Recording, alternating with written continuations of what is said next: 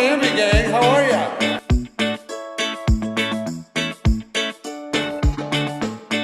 Well, this is the main event in Miami, the 54 Super Bowls, and a second to all of you.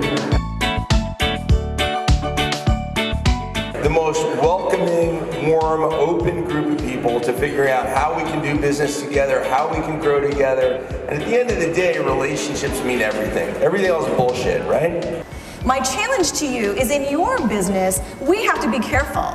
We need to make that kind of a commitment to helping ourselves and our businesses grow. No matter how good things are now, we need to be prepared for that next step. You know, we had John Pastore come up, the elder statesman of this organization. To John.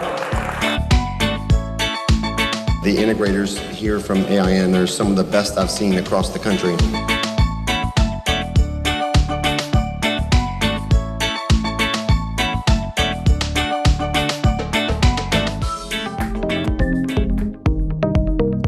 Your word is your bond. So if you tell somebody you're going to do it, just go ahead and do it. Objectives and things that need to be done to get in front of a builder. Or you can accept it, embrace it, and then find creative ways to work within that space. You've got to change before you have to. You lead this industry or your market or you follow. You have got to stay in front of it. Currently in all the Beazer homes and all their markets, we have 90% of the work being done by team deals right now. That's a great partner. You gotta regain from 3 to 2 somehow. Manufacturing, agriculture, energy, and transportation are getting us down. But I can tell you, that was touch and go, man. It was a tough market. Takes the way what we do. And right now that market is that people want to shop as easily and online. You have got to focus on growing today's talent to meet tomorrow's need. And for some of you, you're trying to meet today's need, yesterday's need. Okay? It's our job to grow talent. You're 84% more likely to get an appointment accepted if you use somebody's name. Don't sell them. The first 12 months, you just sold them. They don't want you to push any more product on them. But they do want to hear from you. Send them good news. Send them education. The #1 driver in the perception of quality is cleanliness. Is it a clean job site? Do you drive clean trucks? Do your installers have clean shoes?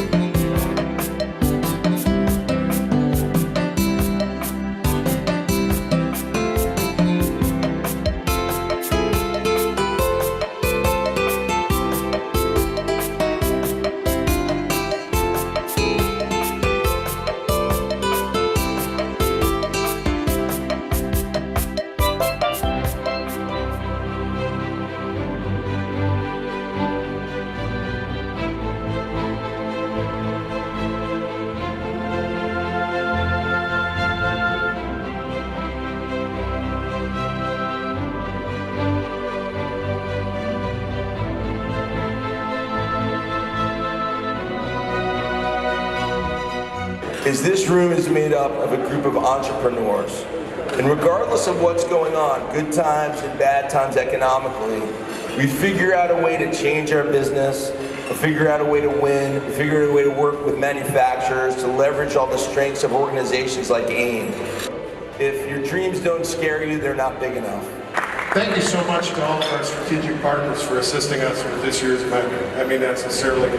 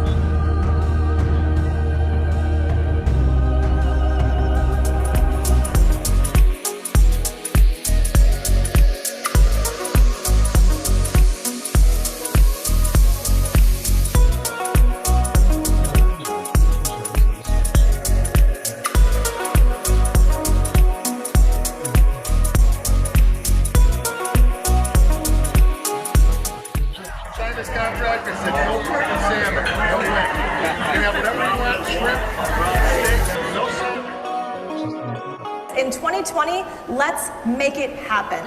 And to all of you, the classiest, nicest, smartest people in the industry. Cheers.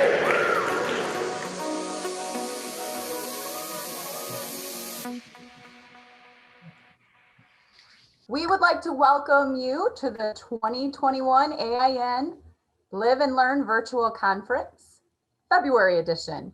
Looking back at those sights and scenes from 2020 Live and Learn in Miami, wow, things have sure changed from a year ago. But seeing those faces and reliving those moments sure makes us all miss you AIN dealers and partners even more. Although we're not fortunate to gather together as a large group in person this past week, I'm so thankful that we have this platform to get together today. It's definitely not the same as being together face to face, but that just means we all will be working harder to make 2022 Live and Learn even more worthwhile and magical. Thank you for joining us today. We've got some great speakers and interesting topics, and we can't wait to share it with you. Plus, remember to stay with us to the end of the call. We do have a few drawings to give away some great products from Annixter, HP Products, Legrand, and Zoom, and you do not have to take off your pants to win those. Just a reminder, we'll be doing these virtual conferences the first Wednesday of every month through June. We have some great giveaways, some superb keynote speakers, and some game-changing topics for your companies, and we just don't want you to miss that. And now, allow me to introduce to you one of our favorite past speakers. He has immense experience and insight with the home building industry, specific to digital services. He has consulted internationally on a wide variety of subjects, including digital transformation, technology planning, online marketing, and much, much more. With many accomplishments, he comes to us today to discuss how COVID has really shaken up the industry and has been responsible for a massive resetting of the table. He invites us to peek into the future, embrace the new normal, and build a prosperous future. Ladies and gentlemen, Mr. Tim Costello. If you would like, you could hover over Tim's box, his face there. If you click those three little dots in the upper right-hand corner on Tim's block, you can select pin, and that will make it take up all of your screen and you'll be able to see his presentation more optimally. Tim, take it away. All right. Well, thank you very much for that introduction. And I am happy to be here for your Live and Learn adventure today. What a letdown, though. Wow. We went from Miami to a disco party and a cruise out of Miami Harbor to a Zoom meeting with Tim. But we're at least spend the next 45 minutes learning, and we're going to be as interactive as possible here. So if you have questions along the way, the best way to do this is jump down to that little chat bar and type a bunch of questions in there. And when we get to the end, then we can have a little Q&A session and we can go through chat. Now, I spend a lot of time on Zoom, and I know you have too. You probably have spent way too many hours in front of that monitor glowing into your face. And I have a new term for this called the Zombie apocalypse. And as a speaker, it's kind of daunting because my vision of what this audience actually looks like out there is something like this, okay? Not exactly a friendly crowd, right? Look, the world has kind of changed and our businesses are under all kinds of stresses, right? We're having to deal with Zoom for communication. That's bad enough, but we're also suffering from social isolation. We've got all kinds of different family management and household management issues. And then there's our customers. They're harder to get a hold of. They're really busy in some cases. Our supply chains have been disrupted. We've got wage pressures and material pressures. There's fear and uncertainty. There are just all kinds of tumultuous issues out there that have been coursing through the economy now for almost exactly 1 year. And a lot of people call this the new normal. And companies have pivoted. We've dealt with this and we've found solutions to it. And some of those solutions are going to stick and some might not. I'm not sure that we're all quite ready yet for inner tube bar drinking or whatever that is. But at this point, a year later, I think it's time for us to kind of pivot and recognize that we have to start thinking about how we are going to manage our businesses to be prosperous in a post-COVID world. And the subtitle of this is that everything has changed, and at the same time, nothing at all. And I'm going to kind of tease that apart. And it would be very easy to jump right into how consumer behaviors have changed and how businesses have adopted to those changes and who the winners and the losers have been.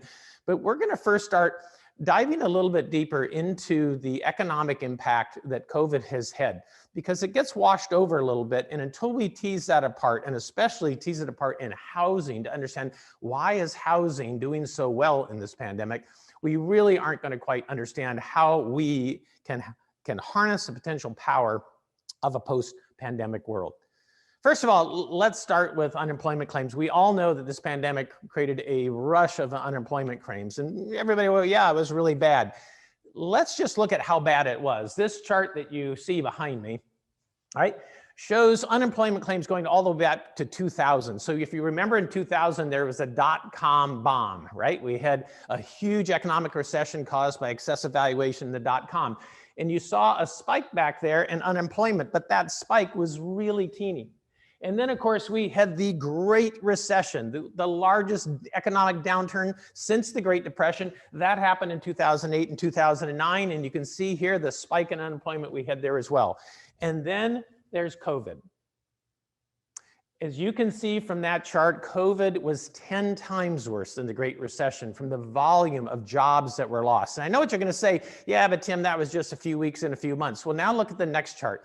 This is a chart from that point in time, basically to the current day. And what you can see from this is that we have not actually recovered. In fact, every single month since the onset of COVID, we have had more unemployment claims than we had in the entire year before.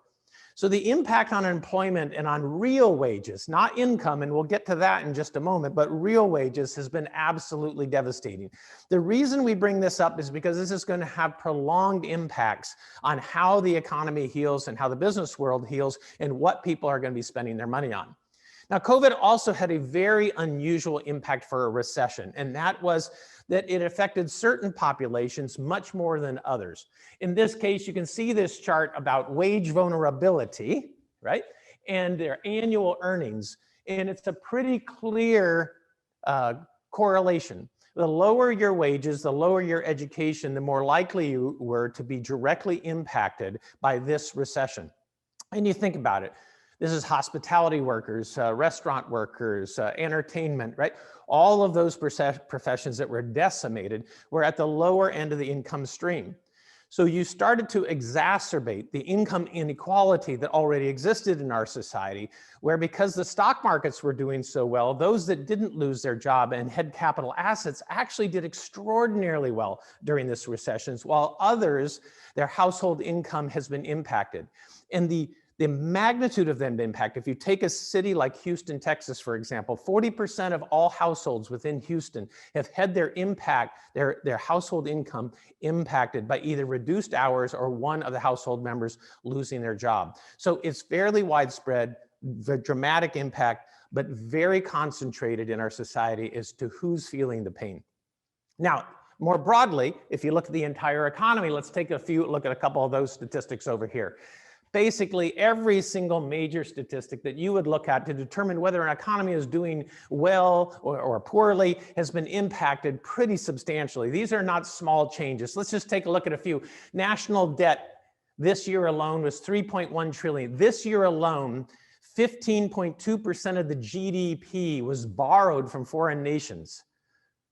Borrowed 15%. 15% of GDP is debt, is a lot of debt to begin with, but we borrowed 15% of our GDP this year alone. So a significant effect on debt, a huge impact on the Fed balance sheet, a huge impact on money supply. In fact, we have a money supply increase this year of about 23%, and nowhere in the history of the company had we ever had a money supply increase of more than 15% in 1 year. So we flooded the market with money. We took on massive amounts of debt, right? We have a Fed balance sheet now of, approaching $8 trillion. and the US dollar is beginning to fall. So you're starting to see the economic impacts across all of this. Massive unemployment, which has not been cured, however, concentrated in certain markets, massive debt, massive spending, massive liquidity and money supply, which is affecting the economy. Now, consumers aren't immune to this. Consumers look at this and you can see consumer sentiment, confidence has dropped and it has stayed low. There are times you can see during this where it's kind of spiked up, where we thought we beat it. So we had that kind of summer surge or late spring surge of COVID cases. When we started to beat that, people felt that things are getting back to normal and confidence increased, and then another wave and confidence dropped again. So we kind of are seeing these waves, but all of these are substantially below the 130 to 140 point score that we had leading into this. So we've had about a 40% drop in consumer confidence. Now, why that's important is McKinsey has estimated that due to this decrease in consumer confidence, due to the loss of income in households, that US households will be spending about 12% less all the way through 2023. Now that's not all households. So we're gonna tease that market apart and see where you can make money as we move forward. Now, the weird part of this recession is most recessions, income drops and household income drops with it. People lose their jobs, obviously there's less income, and you would expect that. That's no different today, and you can see that from this chart here, with the exception that the difference here has been direct government spending in assistance. While actual wages and salaries went down about 6% year to year, which is a huge drop in wages and salaries. I mean, it sounds small to you, but you're talking about averaging across all of the employed people in the United States. And remember, most people in the United States weren't impacted by this. So this is a massive drop in wages and salaries. But government benefits went up substantially. The net is household income actually rose during this recession. And it's the first time ever that we've had household income rise during a recession. So it's one of these kind of weird statistics that you sit here and go, we're having a recession and yet people have more money now than they had before the recession. They've lost their job and yet they have more money not working than they had when they were working. There are a few very confusing statistics about this because we have these competing revenue streams and competing issues with lost wages but increased government assistance. Now, I've got one more weird and confusing slide to show you before we start to transition. This is about delinquencies. You would expect that during this time when everybody's losing their job that we would see then a spike in delinquencies, car loans in delinquency, home payments in delinquency, et cetera.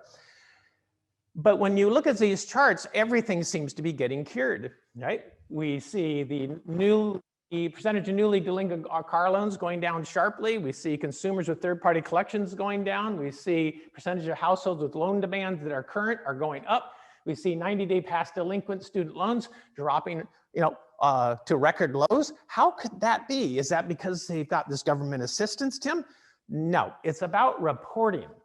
So when the federal government actually puts in forbearance laws, it allows all of those companies to take all of the loans that were delinquent and call them not delinquent anymore.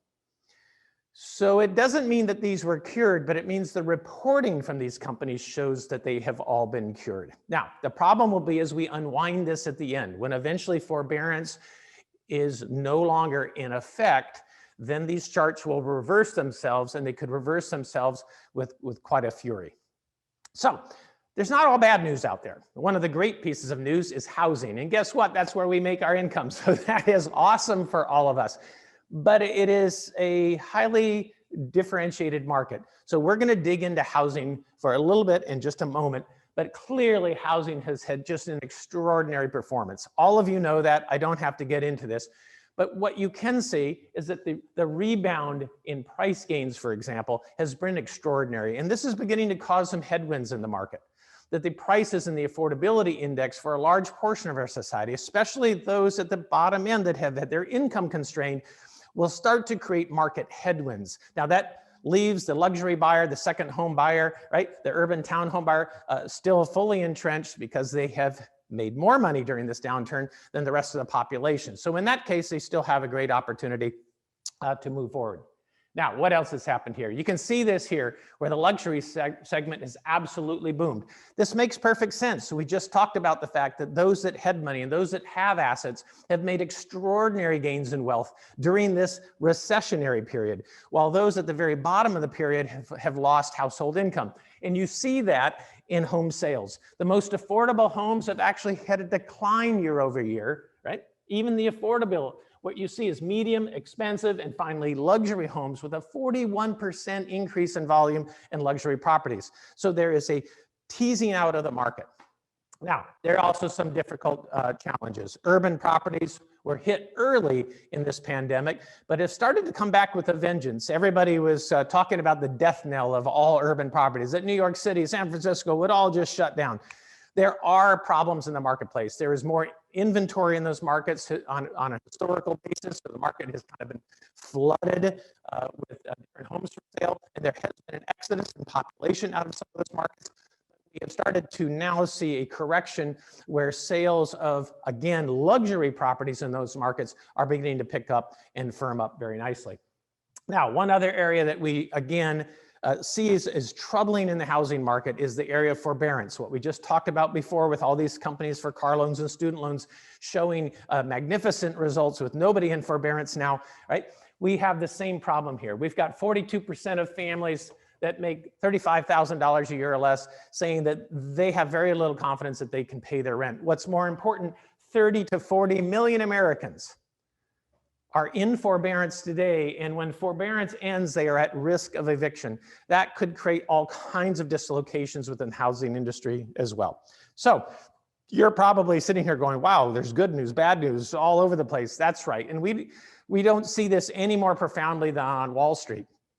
You know, as soon as the pandemic hit, Wall Street crashed, and it was literally within about 8 weeks that Wall Street started climbing its way up to record levels across all indices. Even though unemployment claims were reaching their peak, even though more people were out, even though there were more pandemic waves. In fact, each pandemic wave that seems to come forward, Wall Street reacts to it and goes, fantastic, there'll be even more stimulus for us, and that's got to be good for the economy. So there is a perverse relationship between our financial markets and what's really happening on Main Street. The result of all of this is this kind of K-shaped recovery, or this K-shaped environment that we live in. Look, there's winners and losers in this recession. In most recessions, there's winners and losers, but not as defined as we have here. This is the first time, at least in my history, going all the way back to recessions during the 80s, that I have ever seen this kind of dislocation across different parties. If you're in housing, home improvement, technology, right? Equity markets, delivery services, RVs, camping, online services, white collar employees, if you run rural or suburban communities, you're doing great. If you're on the other side of the K, if you're in the travel and hospitality industry, entertainment, if you're a low-wage worker, if you work in an urban center, if you're in fashion or clothing, dry cleaning, shopping centers, malls, it feels really bad. And it may be bad for a long, long time. So we've got this kind of K-shaped economy. So what we need to understand is, what about our market? How is our market, which is on the upper side of the K, how did it get there, and is it going to stay there? So let's detangle the mess now that we see within the housing market, which is kind of the home of the economy. And I'm going to start with a really important chart here. BDX runs for the industry a Google National Consumer Search Index. What we do is we look across all of the major metropolitan markets in the United States, and we look at all of the people that are searching for housing. How many people are searching for what kind of housing and what kind of markets? And we look at this year after year, and we've been tracking this for over a decade. And what this shows, the gold line was 2019. The blue line was 2020. We go all the way back here to the 4th week in February. It was the very first point in time that we saw any unusual activity in the housing market. Now, remember, the pandemic was already running wild in Europe and running wild in China.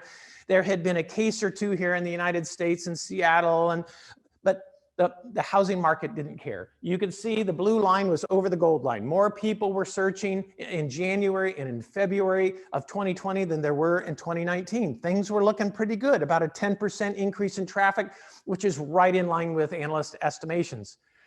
Then in the fourth week, we started seeing something very unusual. 4 weeks of downward trend, spiking down very quickly, a 30% drop off in traffic in 4 weeks. This was profound. Builders panicked. Some builders laid people off. Other builders sold land. Other builders stopped building. It was an absolute panic within the industry. After a mere 4 weeks, so what did we see? We started seeing a recovery of searches. And by the time that we got to the middle of April, we were already back to a point where there were more people searching for new homes in 2020 than there were in 2019. We were telling all of the builders in every single market segment, look, the market is strong. I know things look terrible because you got to remember they were being shut down by the governments. They couldn't build. Their offices were being closed. They were in a panic situation, but we were telling them the consumer is back and they're back with a vengeance. From that point in mid-April, throughout the entire summer, all the way through the holiday season, you can see this gap. And that gap was about a 30 to 35% increase in the number of people searching for homes and shopping for homes in 2020 than there were in 2019. We have not seen a 30% increase year over year in housing demand anytime that we have been tracking this study for over a decade. Even in the recovery of the 2008-2009 Great Recession, we never saw a year that was 30 to 35% better than a previous year. Now, it's not just home shopping either. This is about fixing my home, repairing my home, anything to do with housing. So for you integrators out there, this was just a godsend. And I'm sure you have seen this. You've seen demand for people trying to fix their houses, repair their houses, redo their houses. On top of that, trying to buy new homes. And what we've seen to date is that this is continuing all the way into 2021. We're still seeing about a 25% increase in the number of people that are searching for homes. And you might be asking, so Tim, why? What is it about housing? Are we pulling all of our demand? And this is a huge fear of the industry, that we're just pulling all of this demand forward into a very compressed period of time, which means at some point in time, we will have exhausted the demand and we're going to have a proportionate inverse where we have too few people shopping for homes. But that's not what we're seeing. We are seeing just an explosion in the amount of traffic, the amount of leads, the amount of conversion, the time on site, the quality of visitors. So let's deconstruct new homes' perfect storm, home construction's perfect storm. There are a variety of factors that have led to this. And we're going to give you a conclusion at the end as to what the outlook of the industry looks like going forward. And remember, this outlook isn't just for buying new homes. It's for buying new homes. It's for buying used homes. It's for renovation of homes, remodeling of homes, and retrofitting of homes. So the first thing you have to understand is if you look at these two charts, the blue line here is used homes. The red line here is new homes. And they kind of ran in step with each other until 2005 and 6, when we had then the 2008 Great Recession. New home sales collapsed. And from that period of time all the way through today, there's this massive gap where we simply have been underbuilding the number of new homes.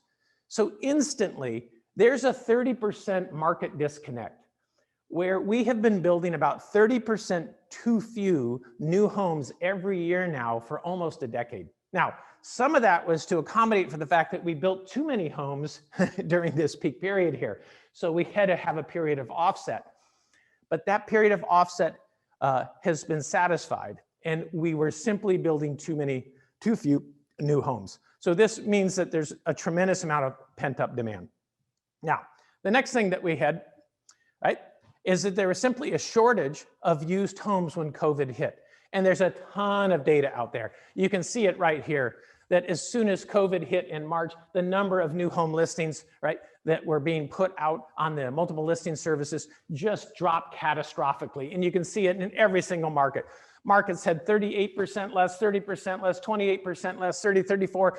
Markets were decimated. So if you were shopping for a home, new homes were the only answer. So that was the difference between market share, the first issue, and the second issue is availability. There simply weren't homes to compete with new homes, so new home sales started to accelerate very strongly.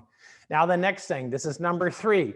During the COVID pandemic, during any of these spikes where people start to worry about commingling with other people. New homes just seemed like a much more comfortable, safer, and confident choice during a pandemic. You could have a choice to go out and visit 2 or 3 used homes. You have to go with a realtor because they have to unlock it. You're going into somebody else's house. You don't have any idea if they're sick, their kids are sick. You have no idea what the medical history of the home is, right? You're kind of walking through somebody else's germs, right? That didn't seem so interesting to people.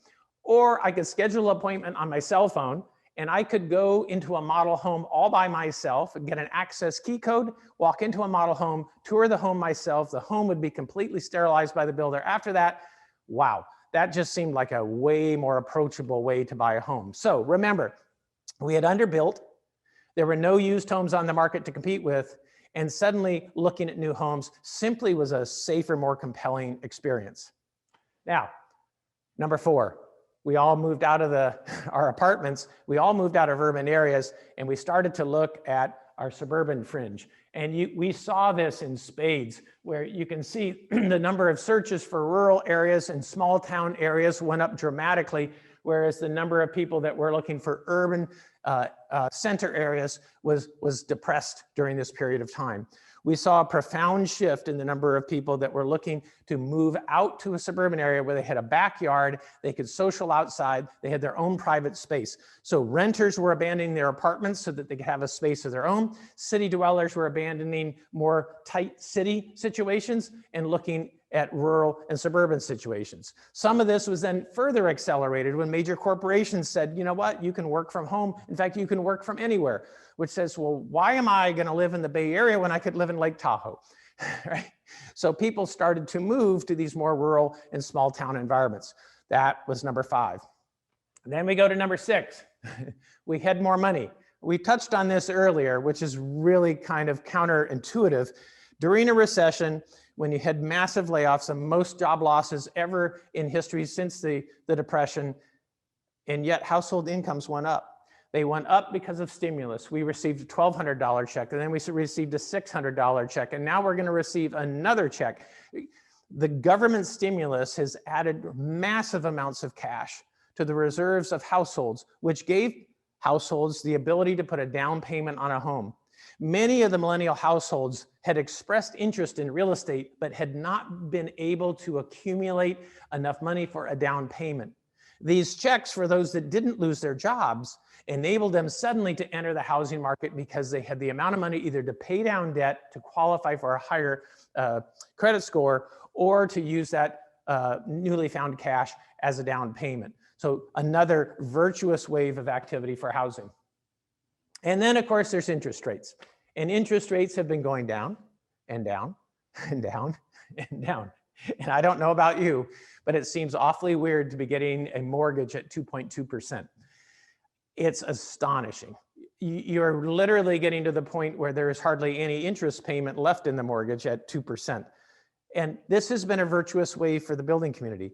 Every single point that drops, the carrying cost of that home gets lower. It becomes more affordable. Now, at the beginning, this was a virtuous wave where interest rates were dropping, homes seemed more affordable, more and more demand flooded in because they had all the stimulus cash. They weren't spending it on anything else because they couldn't travel, they couldn't go to restaurants. So they got tons of money. I can enter the housing market and houses are getting cheaper. Since that point in time, though, what we have found is that wages have increased, material costs have increased, land costs have increased. Builders are now having to increase the price of their homes, and they're increasing the prices of the homes extremely aggressively. What has helped is rates have continued to fall. So as builders are increasing prices, rates are falling, and they're kind of being offset to mitigate the increased carrying cost of home. Now, that's great for us so far, but at some point in time when that stops, when it simply stops falling and is steady, or it turns around and starts going up, that will create an inverse drag on the market. And finally, the very last and probably the most important consideration for us to be thinking about with respect to housing demand and renovation demand is demographics. This is a population pyramid of the United States, so that's really simple. It just shows you how many people there are from 0 to 4, 5 to 9, 10 to 14, et cetera. And you can see there's very few people, way over 100. And the waves that you see here, first of all, the wave that you see here at the very end of 75 to 79 and a precipitous decline, obviously is due to mortality, that people eventually pass away. So the top of the pyramid eventually goes to zero. The rest of the waves that you see here, the reason this isn't flat, right, which you might expect, is because we have a population, we had this baby boomer population that was after World War II, there was a boom in population. This is the baby boomer population right here. And it was a huge spike in population. After the baby boom population, there was Gen X, and there were fewer Gen X. There was a trough. But what happened is this generation begat this generation, which is millennials, and there is another huge spike, and following them, another trough. And you might say, okay, so what? The so what about it is these waves move through our economy. And as they move through our economy, each wave at a certain age buys certain products. At certain points, they buy baby goods. At certain points, they buy second homes. At certain point, they buy their first home. At a certain point, they buy their first car. And you can see this in the economy. And what we have going on right now is we have the millennials, which is this population right here, moving very aggressively into that home buying phase. In fact, they should have been buying homes for the last 5 years, but because of economic circumstances, high student debt, inability to generate a down payment, their spending habits, right, didn't allow them to conserve cash. COVID changed that. So COVID suddenly took 5 years of millennial demand that was sitting out there and freed them up to enter into the market.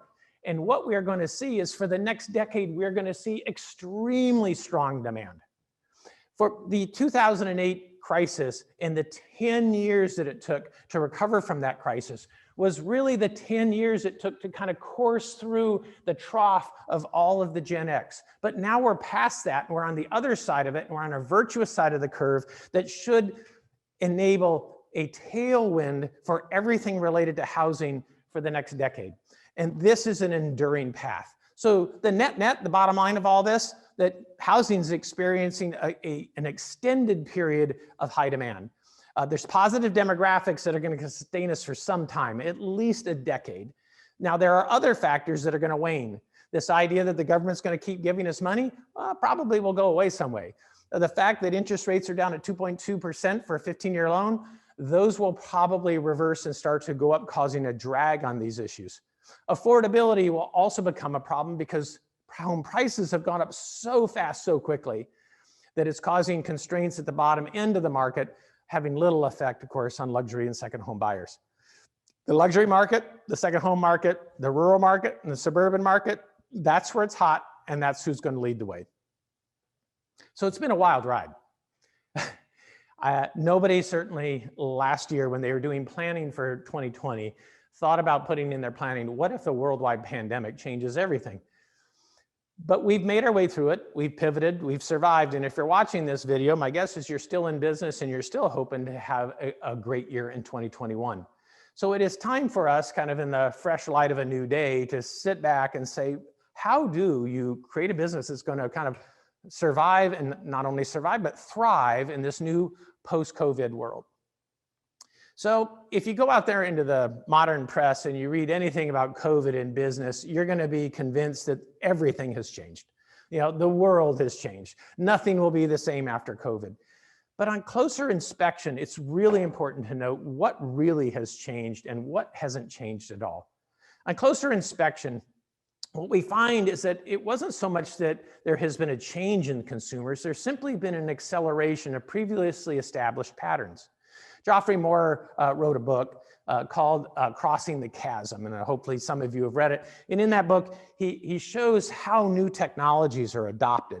And he creates a curve, and he says, oh, look, there's these guys out here that are innovators and early adopters, and they kind of, you know, they'll do whatever it takes to look at any technology. And these are the people that camp outside a new Apple store waiting for the next iPhone, right? They don't have any idea if the next one's going to be great. They don't care what the value of it is. They don't care what the cost is. They're going to sit outside. They're going to camp there. And then slowly over time, they move from early adopters to the early majority to late majority to the laggards, and it becomes an accepted standard.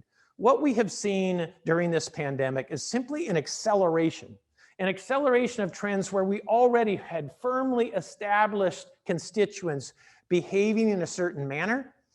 All that happened in the last year is that instead of this taking a decade to walk across. In some cases, we had a decade's worth of change in just a few months. There's no better place to show that is in e-commerce. You know, would any of you be surprised if I said, hey, over the last 10 years, e-commerce has increased every year? Of course not, right? You go, yeah, I've heard all about it, and I do more e-commerce, my kids do more e-commerce, my wife does more e-commerce, and that's exactly what we have from 2009 all the way through 2019. Not one single year here did e-commerce have a flat year-over-year penetration. Every year, more and more of our commerce was done through digital means rather than physical stores. It was already a pattern that was established. What happened with COVID is we got 10 years of growth in 3 months. We went from 16%, which normally we would have forecasted we would have done 17.5% next year, maybe. Instead, we did 33%. A massive, quick acceleration. Not a change, just an acceleration of what we already were doing. Why? Because we already learned from Carvana how to buy cars. We already now only go to 1.1 dealer visits per purchase, meaning the only reason we show up to a dealer today is for the paperwork and the delivery process. We buy our food online and our recipes online. We buy things on Amazon, which now fulfills almost 50% of all the key commerce in the United States. And you might expect, yeah, but God, you know, this e-commerce stuff, how can you provide any kind of customer experience? Well, Zappos, which is owned by Amazon, is known for their customer experience. We've learned that a digital experience can be a better experience. You see, for many of our customers, the virtual customer experience, it has been the customer experience for some time now. We're the ones, perhaps, that are a little late catching up to the game. There's one statistic I like to remind everybody of in housing, and that is in 2018, 41% of millennials made an offer on a home without ever seeing it. Millennials were ready for the digital future long before the businesses in the home building industry was ready for it. You see, consumers, they already understood the digital economy. They've been transforming for some time. We were the ones that were stuck. We were the ones that were out of step. We were reluctant to meet consumers where they already are for a lot of reasons. First of all, just the clock speed.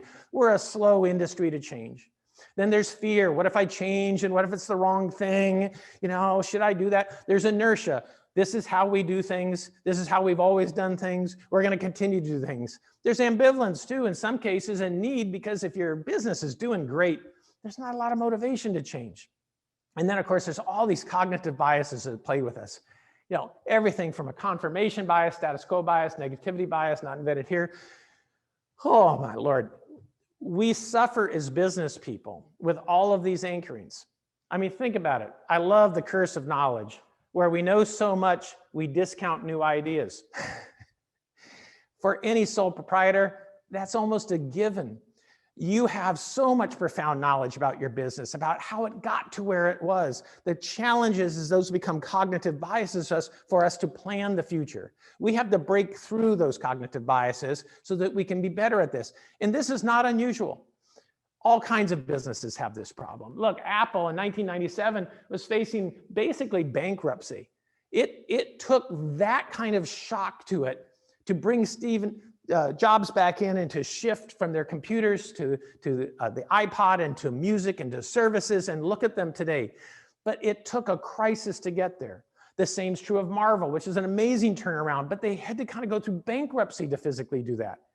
And then there's all kinds of companies like Blockbuster and Eastman Kodak and Nokia and others that just could never bring themselves. Their cognitive bias is so ingrained in their head about sunk costs, fear about negative outcomes, of knowing so much about the industry, not being able to see what it could be from what it actually is. So we need to pivot, and we need to pivot fast. You know, the lack of strategy is a choice to react. And it's okay that we reacted this past year. We had a shock that none of us planned for. And the first thing that you have to do to that shock is you got to react. And we did that, but it's a year later now, and a year later now, we need to switch gears and we need to rethink this and begin planning. Today's consumer has changed, and they're not going back. The changes that they have made are going to be permanent, and they're going to affect how we relate with consumers and how we offer them, how they spend their money, and what they spend their money on.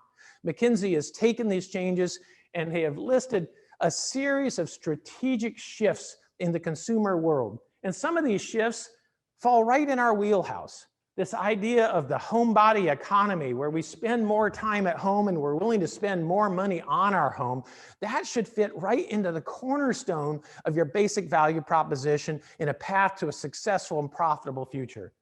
And then there's the health and caring economy of making sure that we're really focused on personal sustainability, health, and wellness. The pandemic focuses on that, and there's some incredible opportunities for our business there as well.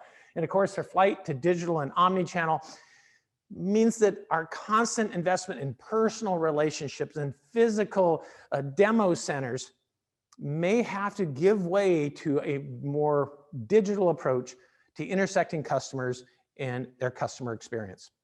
We're going to have to readjust our lens along that entire customer journey and figure out how the digital tools and touch points along that journey can be converted and contemporary with today's customer. So I want to leave you with 10 to-dos for the post-pandemic success. And the very first to-do is really simple. It's adopt a digital-first strategy. Now, you may have heard somewhere in the past people talk about mobile first, et cetera. Now, this is digital first. And what we mean by that is most companies' digital strategy is digital afterthought.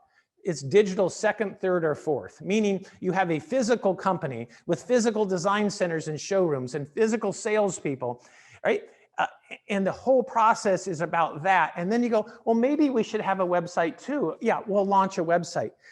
But the digital experience isn't the first experience, it's a secondary experience. And it's not comprehensive or complete. In most cases, you can't actually buy anything on it. It's mostly brochureware. A digital first strategy to the customer is to actually think that you may never actually meet that customer until they've already bought your product. You think, oh, that's preposterous. Just remember how consumers are buying cars, homes, food, clothes, everything else today. We have to pivot. You got to shake that cognitive bias loose there a little bit and think about a digital first strategy. Now, the second step in that digital first strategy for what? The customer journey. You got to immerse yourself in that journey and start to think about what are all of the touch points from the very first time that a customer has a dissatisfaction, a need, a desire, or a dream, from that point where they go, oh, I would love a modern home office. How do they reach you? What do they see? What information do they need to collect? How does that process work all the way to the end, to the point where they've actually signed the contract? And you can even go further. The customer journey doesn't stop there. You've got to deliver that. They've got to own it. And they've got to live in that improvement afterwards. You could have a customer journey that is literally a lifetime product customer value for that customer with digital tools touching them in perpetuity. So, one, digital journey, digital first strategy. Second, customer journey. Third, self-service. Now that we're going to remake our entire proposition here, enable self-service. And look, I'm not necessarily talking about putting touch kiosks out there like Panera Bread or an airport or an ATM, but you do have to understand how important self-service is. Consumers today want to be able to investigate you, your brand, your services, your offerings and solutions without a lot of oversight and intervention by actual salespeople. 90% expect self-service, 51% abandon online efforts if they can't find self-service, and 64% prefer it to speaking to a rep. And there's all kinds of things that you can do. This is, about being customer-centric, more convenient, it's less pressure, it's more personal, it's healthier, right? Consumers view this as a superior experience. And what can you do here? You can do some really simple things. Well, whoops, I skipped by that. Some really simple things. One, just have FAQs on your site. Can I answer all of my questions on your site? That is a form of self-service, right? You have video libraries that explain all of your different basic products and services and show them examples of how these products and services have been used. You have interviews with customers that have used you, of what the process was like. You have interviews with customers giving a testimonial of how amazing it is to have an integrated entertainment system in the home, or the outdoor entertainment area with the television and the outdoor automatic lighting that was all integrated together with a fireplace, blah, blah, blah. That's the kind of content that people want to be able to consume on your site. Provide them multi-channel support, provide them configurators online so they can actually start to configure a system. And I realize they don't have all your expertise. Provide them tools so that they can work their way down that process from just being brochureware and lead formware to actually being a digital sales funnel. And then of course, allow them to make appointments, provide them self-guided tours, etc. Step number 4, you got to commit to killer content. The good news these days is content is just amazing and it's gotten so inexpensive. We can create artificial worlds where we can allow people online anywhere in the world, 24 hours a day, 7 days a week, to tour through any property or any technology. They can explore it, they can change it, they can configure it, they can learn about it. It's just remarkable. And there's such inexpensive tools. If you aren't out there creating scanned, Matterport tours or any other kind of scanned image tour of all of your projects, you're missing a huge opportunity. This allows you to go in for a few $100 and show them the incredible projects that you have completed, and you can tag it, you can pop up videos, you can pop up pictures, you can explain why you did what you did in a home, and it allows them to see your products not as individual widgets, but the solution inside a home, which is what they really want to buy anyway. You can provide them configurators and digitalizers that made you change things. And again, we offer experiences, and this is a perfect example, I think, of experience in a luxury home. Obviously, they have a home theater. You go up to the home theater room. We're going to step into the home theater room. I can explore everything here. I can explore the individual devices that make up this home theater room. That can be a branded thing from a manufacturer. It could be a video. It could be a picture gallery. I can go behind the walls. I can see everything that's hidden, which is a huge issue in our industry. Of how do you show what's behind the walls and how it all works. You can actually show how it's working. You can then even go back to the controller and you can say, well, let me show you how you'd start a movie in this home. Time of day, we close that. The painting comes down, the lights automatic, the ceiling lights come up, the screen drops down, the projector turns on. Right? You're showing them how this whole system works. And you don't have to spend, $500,000 on a room inside your design center and hope that they physically show up. This is the kind of stuff that you can put online. So think about doubling down on killer content. Number 5, you've got to put your content in the right container. You got to have a great website. Right? Websites today have changed. And if you, I made the mistake of actually going out to a bunch of integrator websites in several cities here for this little presentation to kind of take a look at the standard. Look, some of the sites are kind of amazing. They have pieces in them that are really interesting. A lot of them lack a lot. If your websites don't have these basic capabilities, first of all, if they're not mobile specific design, then you're going to get killed in Google's new search engine algorithm that releases in March. You need to make sure they have the latest security because they'll get killed there as well. SEO optimization, but then you need unique landing pages. You need e-commerce capabilities so that you can put deposits and holds down. You need club member access to make something special that I can be a club member and get special things from you. Interactive and rich media galleries, ratings, reviews, testimonies. The list goes on and on and on. I didn't see a lot of this in most of the integrated websites that I was looking at. So I would suggest all of you in 2021, you ought to get some kind of virtual shopper, some kind of website assessment done by a professional so that you can understand where you stand and what your missing elements are and where the gaps are in your digital presence. And if you can't find one of those, I will give anybody that's watching this video, we will provide one free to you. So that's my gift to you here in 2021. If you don't have somebody that you can trust out there or can't find somebody to do that for you, I will have one of our people do that absolutely for free. Now, number 6, what's number 6? It's letting them reach out in a manner that they prefer.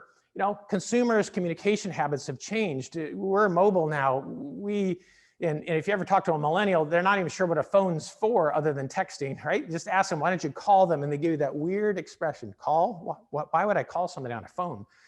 I can text them. People prefer text. They're on mobile, right? We know older generations will still call. 90% of people expect to get text and prefer text from brands. And yet when you look at most of our websites and most of our digital experience and our customer experiences, we have a very old-fashioned approach. We aren't contemporary with respect to what we're offering. So you've got to kind of go down the list. Do you have real-time connections? In other words, if I'm on your website, can I actually say, I'd like to FaceTime with somebody right now? I didn't see very much of that. Do you have live chat? Do you have chat bots? Do you have virtual meetings? Do you have text messaging capabilities? I did see on one integrator site the ability to text him. I thought that was absolutely genius. Congratulations to them. You know, these are just contemporary things that people expect. They expect immediacy in real-time connections. Then number 7, you got to put them at ease. And by putting them at ease, you got to build confidence. Show them what it's like. Look, you can do this. This isn't a scary process. These are the steps of the process. This is how the process works. Make it fun and friendly and use psychology in that. Consider their psychology and cognitive biases and design your proposition so that it makes sense. Use anchoring technology that says usually this costs this, but with us it only costs Y, right? Even though you've never charged that, by saying that, it seems like you're a high value provider, right? Give them the confidence. There's hundreds of cognitive biases that you can use in the psychology of your offerings that will help get your customer to yes. Now, number 8 is probably the most important issue, and this is help build the new home. There are a variety of really key critical issues out there today with the adoption of outdoor living, healthier spaces, Wi-Fi everywhere, home is the new office, kitchens are for cooking, right? Resilience and self-sufficiency. These are right in the wheelhouse of technologists and home integrators, right? Outdoor living, what that means is you need to put outdoors a television set. You need to coordinate the lighting in the backyard, right? All of this needs to come together, and we're the right people to do it. We know that people are spending more times in their home. They're spending tons more money in their home. Again, this isn't just about buying new homes. This is about renovating the homes that you have. The data that we get from Home Advisor about the number of requests for people that are asking to fix the homes that they already have. You know, they always had issues with their homes, but pandemic made them hate their homes because they're spending so much time in them. This is a great energy from our consumers that we can leverage to get them to spend a lot more money on the home that they spend so much time in. You know, we got to rethink the home office because the home has become the office. And you see builders starting to do this now, you know, introducing really professional home office options. As an integrator, you can package all of that up for a builder and give them a good, better, best 3 sets of options for a home office. Remember, who's the expert in soundproofing? We are. Who's the expert in Wi-Fi and cellular coverage? We are. Who's the experts in automated screens and connectivity? We are. We can do all of that. We can package that up for the builder to make it really simple for them. Then there's also indoor air quality, sustainability, and health in the home. The list goes on. The trends around the home are the perfect tsunami for us to extract extraordinary growth in revenue from tomorrow's customer.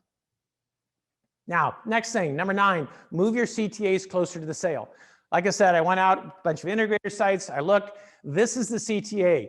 There's a phone number. That looks pretty much the same it did in 1968. Now, the guy below wants to make very specific, call our office. Don't call a person, just call the office, right? Which means I'm going to get what? Voicemail. Awesome call to action.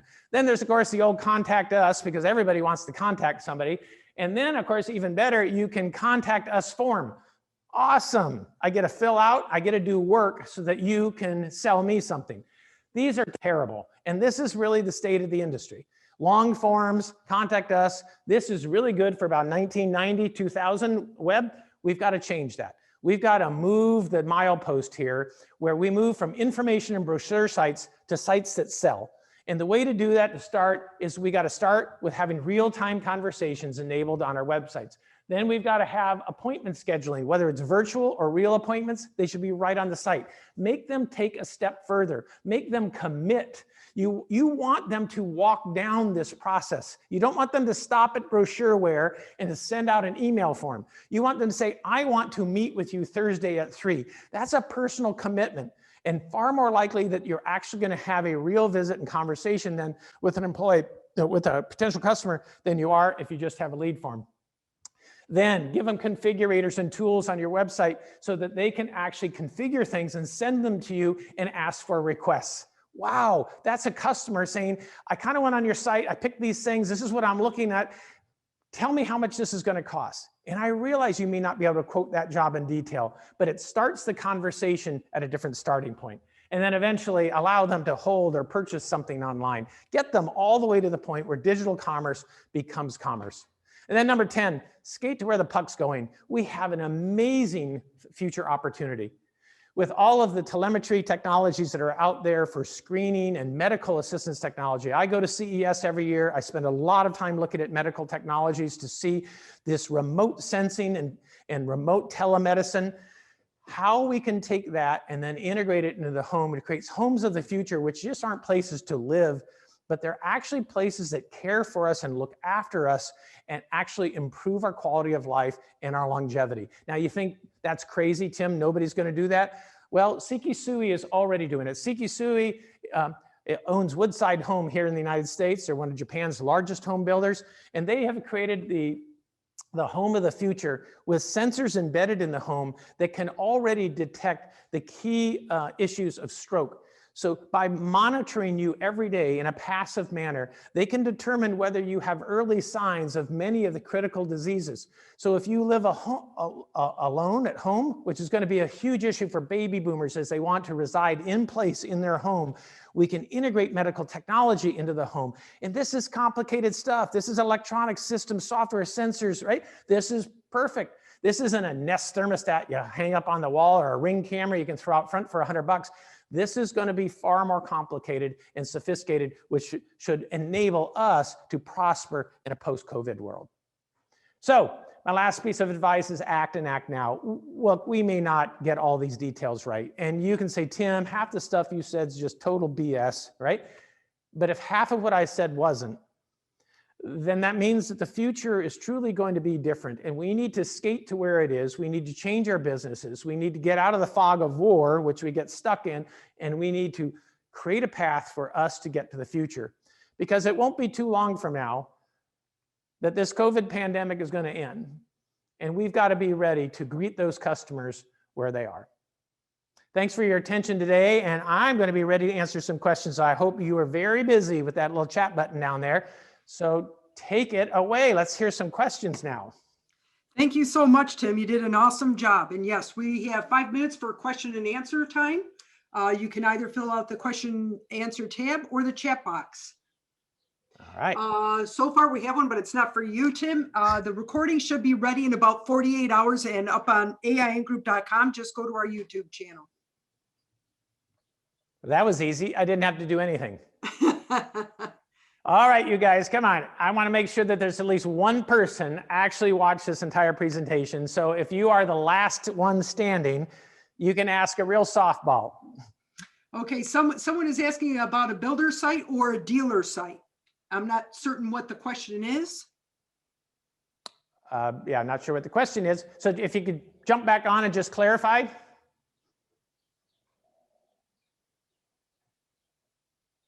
Melanie, do we know who asked that question so we can open up the that was AJ Gomez. Let me see if I can find him.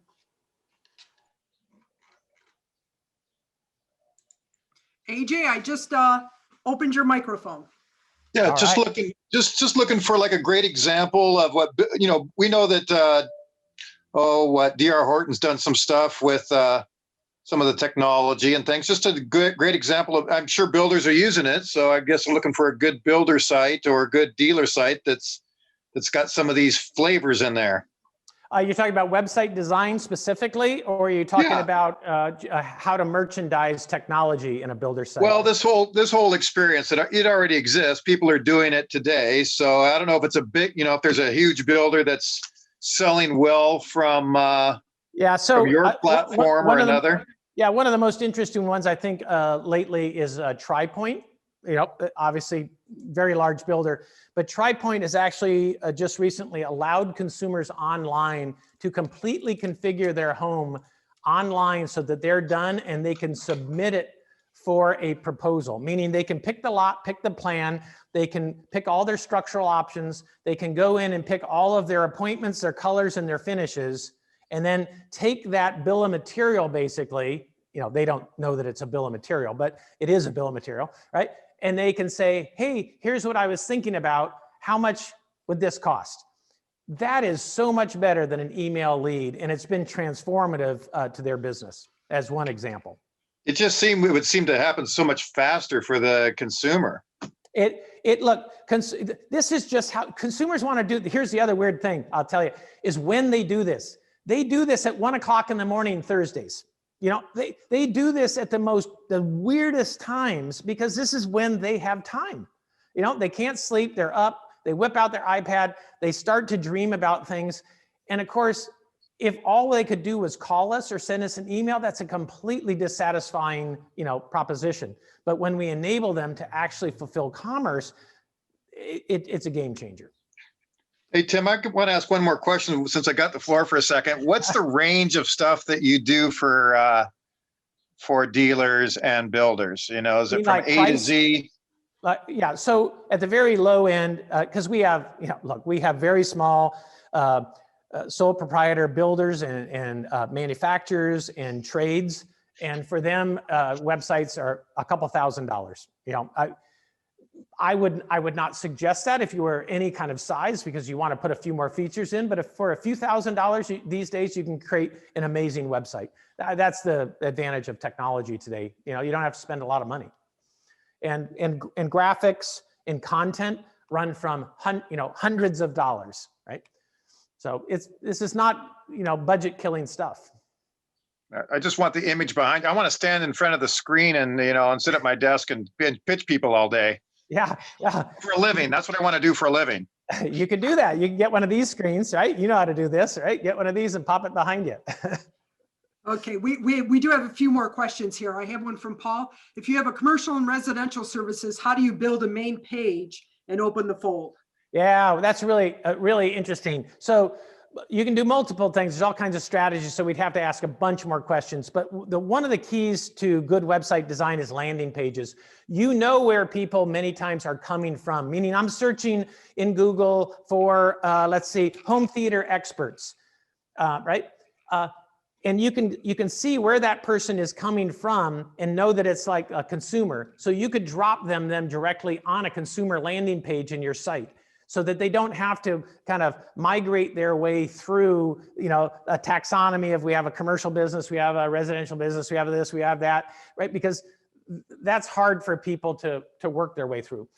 There are other strategies as well. You have to decide. You could split it. If you have great SEO authority, you may not want to split it into two different sites. You may want to keep it all into one. Those would be things that you'd have to go do a little bit of investigation to find out which path you would go. But there's ways to manage that. That's a kind of a common problem.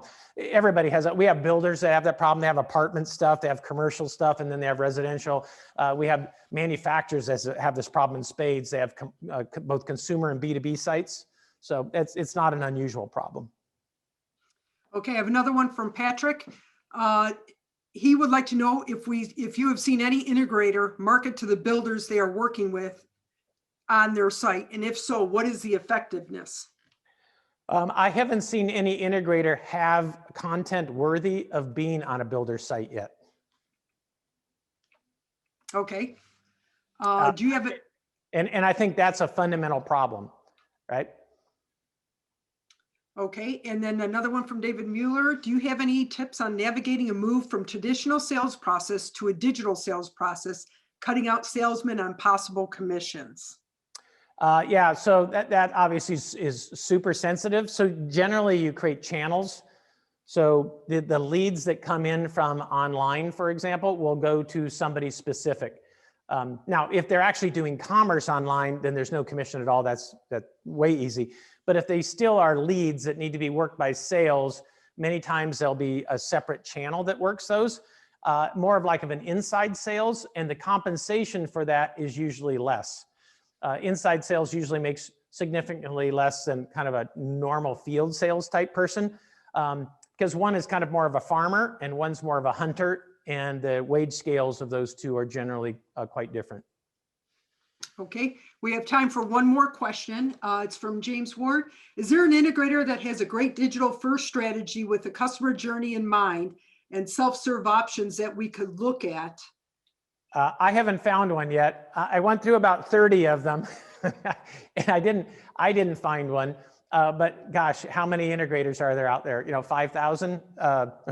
So there are a lot of them. I'm sure somebody has. I haven't seen one yet though. Okay. Thank you so much. This concludes the question and answer segment for Tim Costello. And as I mentioned earlier, you will be able to see his presentation if you go to aingroup.com and go to our YouTube channel.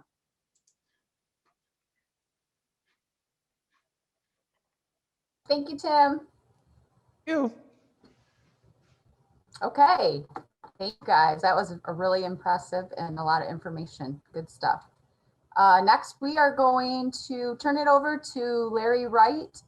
He will be speaking about the National Builder Program. That is our February Best Business Practices panel topic of the month.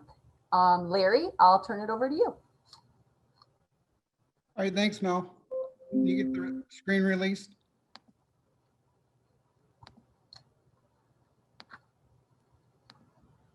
All right, can you see it? Can you see the screen, Mel? Yep, you're all good.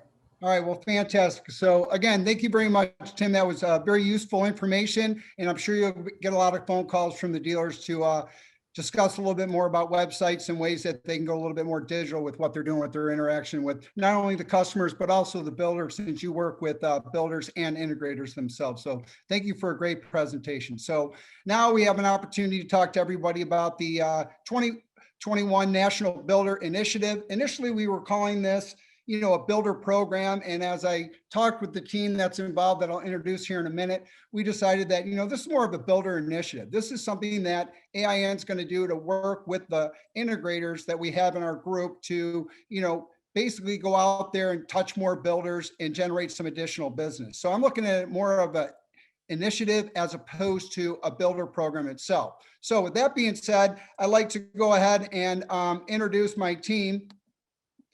So what I did was we put together a team to assist AIN with giving us a good direction on how we want to move forward in 2021 with going after different builder business. So first, I'd like to introduce David Truce. He's with Synergy out of Florida. Then we have Kirk Page with KPS out of California. And then Beth Giles is with Ranger Technologies out of Dallas. We have Brendan Armstrong with Trinity. He's based in Northern Virginia, Manassas. And then we have Ross Terrio with Home Pro out of Dallas, and then Jacek Zaworski with Procom in Chicago. And then with Guardian, we have John Paroli along with Kevin Santilli. So this is the team that I've been working with for the last couple of months with talking about this builder initiative going into 2021. So let's just do a quick overview on what took place with the builders in 2020. So first and foremost, obviously top of mind, the coronavirus pandemic. But I think Tim did an excellent job on explaining to everybody on what changed with this pandemic and the way that we do business. I mean, let's face it, we went from having face-to-face meetings, having people in the showrooms to more virtual type, conversations, kind of like what we're having today. And for, the most part, I think everybody's done a tremendous job with that. I think their sales were great. We were very fortunate that in 2020, our industry did very well. I mean, it's good to know that we're not in some of the other struggling industries that are out there, like the restaurant industry. They're having a very difficult time. But for us, the building side has been great. You can see the housing starts in 2020 were about 1.4 million. That's up 7% over what we had in 2019. So for the lion's share of our dealers, we pretty much focus in on the single family homes. So you can see that was about 984,000 homes. That's up 10%. And then the other side of the 422K comes from MDUs, buildings that might have 5 or more units that are involved with the structure. So this is information that came out a week ago through the NAHB, and it came from the 2020 US Census Bureau. And 2 economists made some comments with, the momentum going into Q4 and then into December. They expect that it's going to be a very bright 2021 for new housing. And then also, the pace of the sales with houses will expect construction in the next coming months to be relatively strong also. So I think 2021 is going to be another excellent year for us. So why not take advantage of maximizing that and approaching more builders and obtaining more builders so everybody can grow their business. So now what I like to do is just do a little bit of a review on a couple of builders. So the first one we're going to talk about is D.R. Horton. So I'm going to turn it over to Ross Terrio with Home Pro, and he's going to give us a little bit of insight on, D.R. Horton and what took place with D.R. Horton in 2020. Thanks, Larry. Yeah, so what we wanted to do is just kind of provide a little bit of history of what is driving us to try and put forth a national builder initiative. So we just kind of want to give some color on, this is something that we didn't have in place, and this was some of the results for us not having something in place, and why we want to be more proactive in the future. So I'm sure there's several people on the call that were affected by the D.R. Horton program. We were one of them. We were actually, because their national office is here in Fort Worth, we were meeting with Adams and Brad Conlon's, their national purchasing team. So we got this feedback face to face, and really it all started, several years back with them. They wanted to compete with Lennar. They wanted to launch some sort of home automation program, but they didn't really even know what it was. They didn't know what home automation was. They just knew that they wanted to do something. One of the challenges that they found in rolling out that program is, inevitably, as they reached out across the country, whether it was to other low voltage integrators or whether it was to other divisions, everyone has a different opinion. And I'm sure everyone on this call today has a different opinion of what automation should be, or what do you even call automation, or is security really what we want? Everyone kind of has different motives. So, HomePro went in there representing HomePro on the local level, and we felt safe because D.R. Horton has always been one of those companies that they let the individual branches across the country, the decentralized purchasing for the vast majority. I think they do brick and a few other things that they do national. We kind of felt safe, and we went in with our normal pitches and our normal pricing models to just really help them with their automation program, but to secure the relationships we already had in the multiple markets. What's interesting is, in the dialogue that we had with D.R. Horton, they really began to focus on a simple solution that was a uniform price. And if I heard, I want one throat to choke one more time, and really as a salesperson, we should have done a better job of listening and going, boy, this is really at risk, because they keep mentioning it. And for those of you that don't know, Safe Haven really was the one that won the business. They drove the price down for all of us, something that we wanted to charge, I would say, anywhere from $1,000 to $1,300 for, Safe Haven was offering for $600, because they were really doing it as a security, qualified lead, a loss leader play. So we kind of went in bold and confident that, hey, we can do it. And our relationships allowed us to hold on in those divisions. But ultimately, within a year, D.R. Horton changed the program and said, nationwide, we're going with Safe Haven. We don't care about any of that other stuff. And ultimately, I think vast majority of us lost the business, at least as we knew it, as the option business and so on from there. So we wanted to provide a little bit of color of like, hey, what can go wrong, and how you can have, if you will, false confidence. Or I took a note when Tim was talking, we had a cognitive bias for sure, and we didn't pivot the way that we should have. And we have a whole lot of regret, right? So I think there's similar experiences with other builders, but we wanted to share what happened, at least to us on the D.R. Horton side, because hopefully that'll shed light on why we think it's so important, the path forward of us all working together as a group and creating at least some sort of national presence. All right, thanks, Ross. Appreciate that. Now we're going to speak a little bit about MBR. So I'm going to turn it over to Brendan Armstrong with Trinity. Thank you, Larry. Great overview. Tim did a great job. NVR is national company, publicly traded, 40 years old, over 5,000 employees, over $7 billion in revenue, and very, very focused on streamlining the buying process to greatly reduce any customer friction, make it more convenient, allow customers to make selections with their sales professionals and not have to endure several meetings and or consultations by some of their subcontractor partners as they had historically. I only support a little more than 10% of their business. They build approximately 20,000 homes a year, anywhere from a starter home up to a $2 million home and everything in between in our market, which is the Washington, D.C., Maryland area, Northern Virginia. Their process changed greatly when they went from a model when we went from a model where we were able to meet with and consult each and every one of their home buyers and sell options to that buyer before NVR even began breaking ground on the construction of the new home. That model was abruptly changed to a model that did not allow a meeting, to a model that only allowed NVR sales reps to add only additional data and coaxial outlets as well as HDMI options, and completely removing security from the offering as well as any and all AV options. So you can imagine taking a revenue per rooftop number and dividing it in less than half.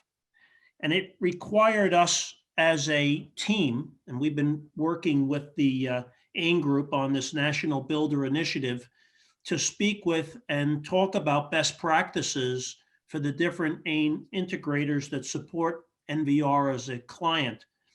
So we've worked and focused on basically retraining their sales reps so that they understand the value of why and where points of connectivity must go.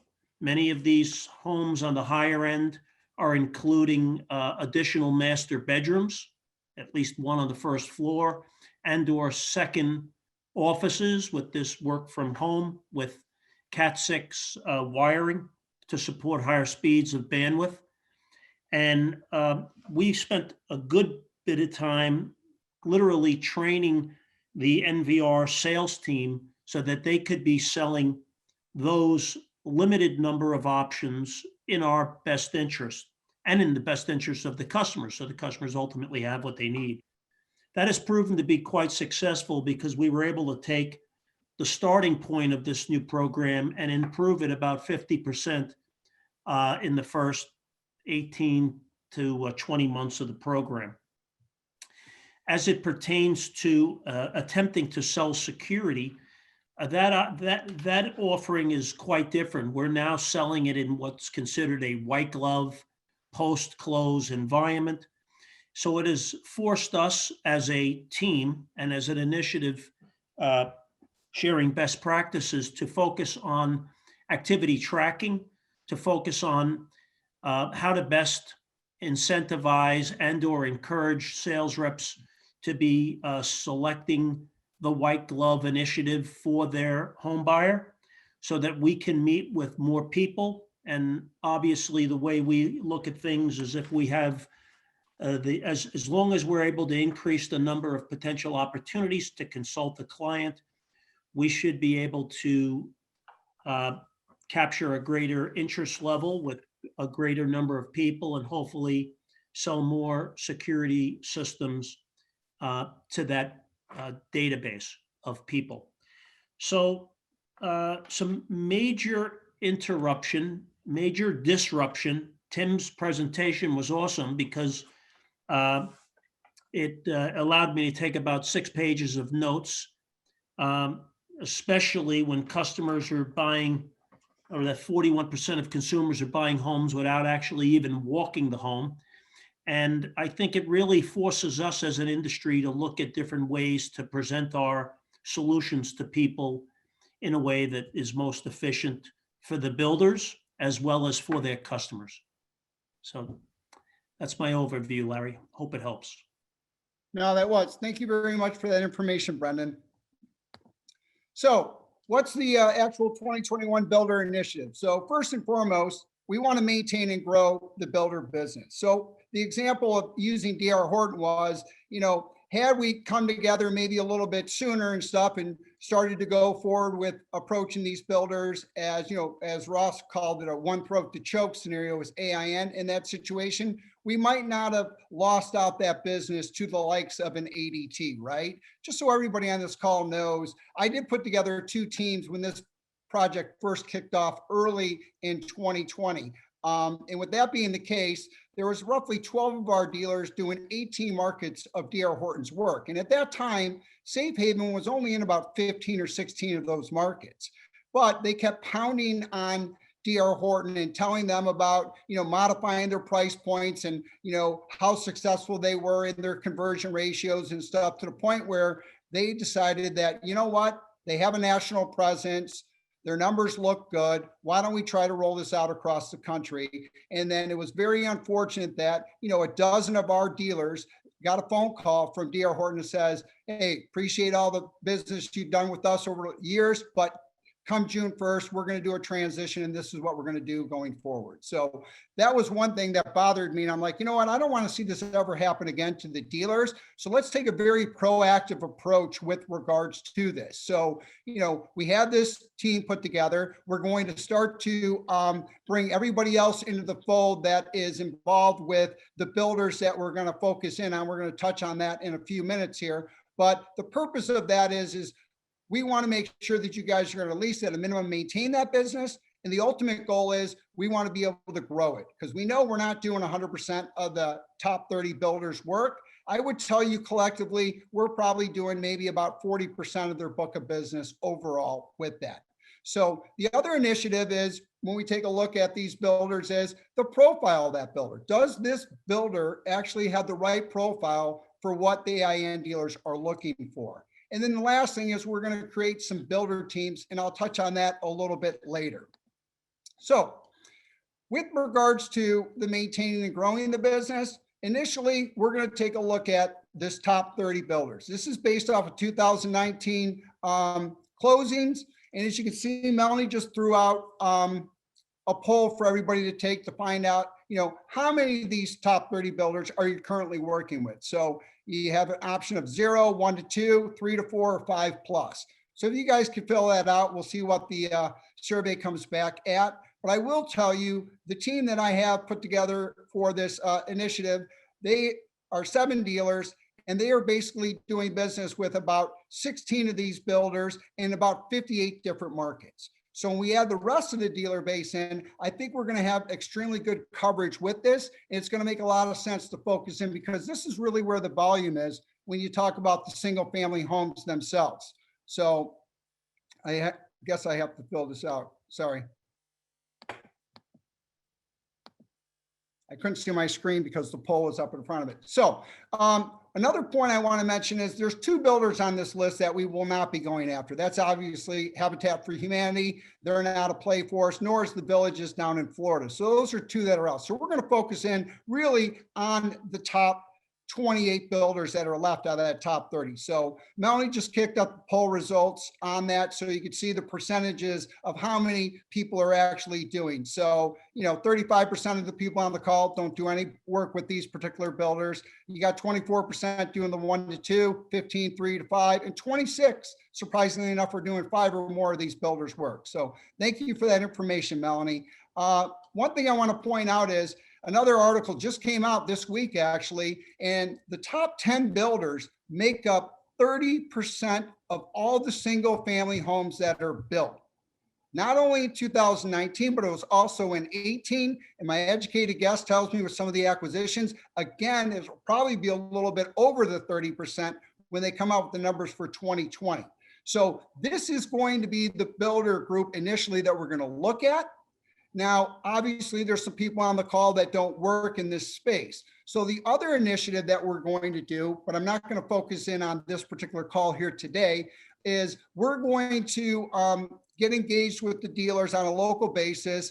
And anybody that's interested in doing a builder lunch and learn, I would highly recommend that you reach out to Rod, Mark, or myself, and we'll help arrange that. I don't anticipate doing these things until probably Q3, because we're still dealing with the pandemic.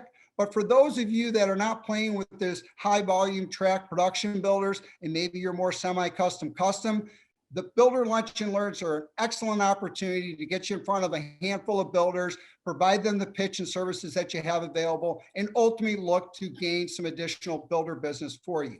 But we'll be looking to do that, like I mentioned earlier, in probably Q3 or Q4. So just want to let you know, we do have initiatives in play for basically all the AIN dealers that play in the builder channel itself. So what does the actual builder profile look like, right? Most of the bullets that you see up there are pretty explanatory, but first and foremost, we need to know what kind of coverage do we have with the particular builder itself.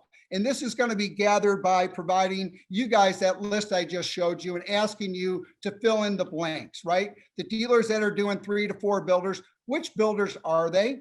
Which markets are they building in with you? And then how many rooftops did you do with them? That'll give us a very good idea with coverage. For example, Brendan spoke about MBR.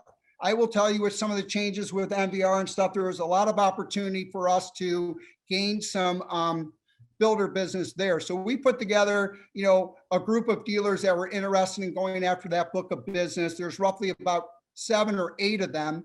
And we today, as we speak, we do 85% of all MBR's work. And MBR, I believe, is the number 4 largest builder that was on the list that you guys just saw. So coverage is very key that we know, because that's going to determine how much additional business can we possibly generate for other dealers, and then how much business do we want to make sure that we maintain for those dealers. The next one is access to the customer. That is probably the number 1 priority, right? If we can't get access to the customers, I don't know if we necessarily want to go after that builder. If we do, they're going to be very low on the priority scale on the direction that we're going to do. The other thing is we want to have the ability to sell some monitoring, right? I believe all the builders will probably give us that opportunity, but I'll give one example initially, that Toll Brothers. A lot of dealers on the call today do work for Toll Brothers.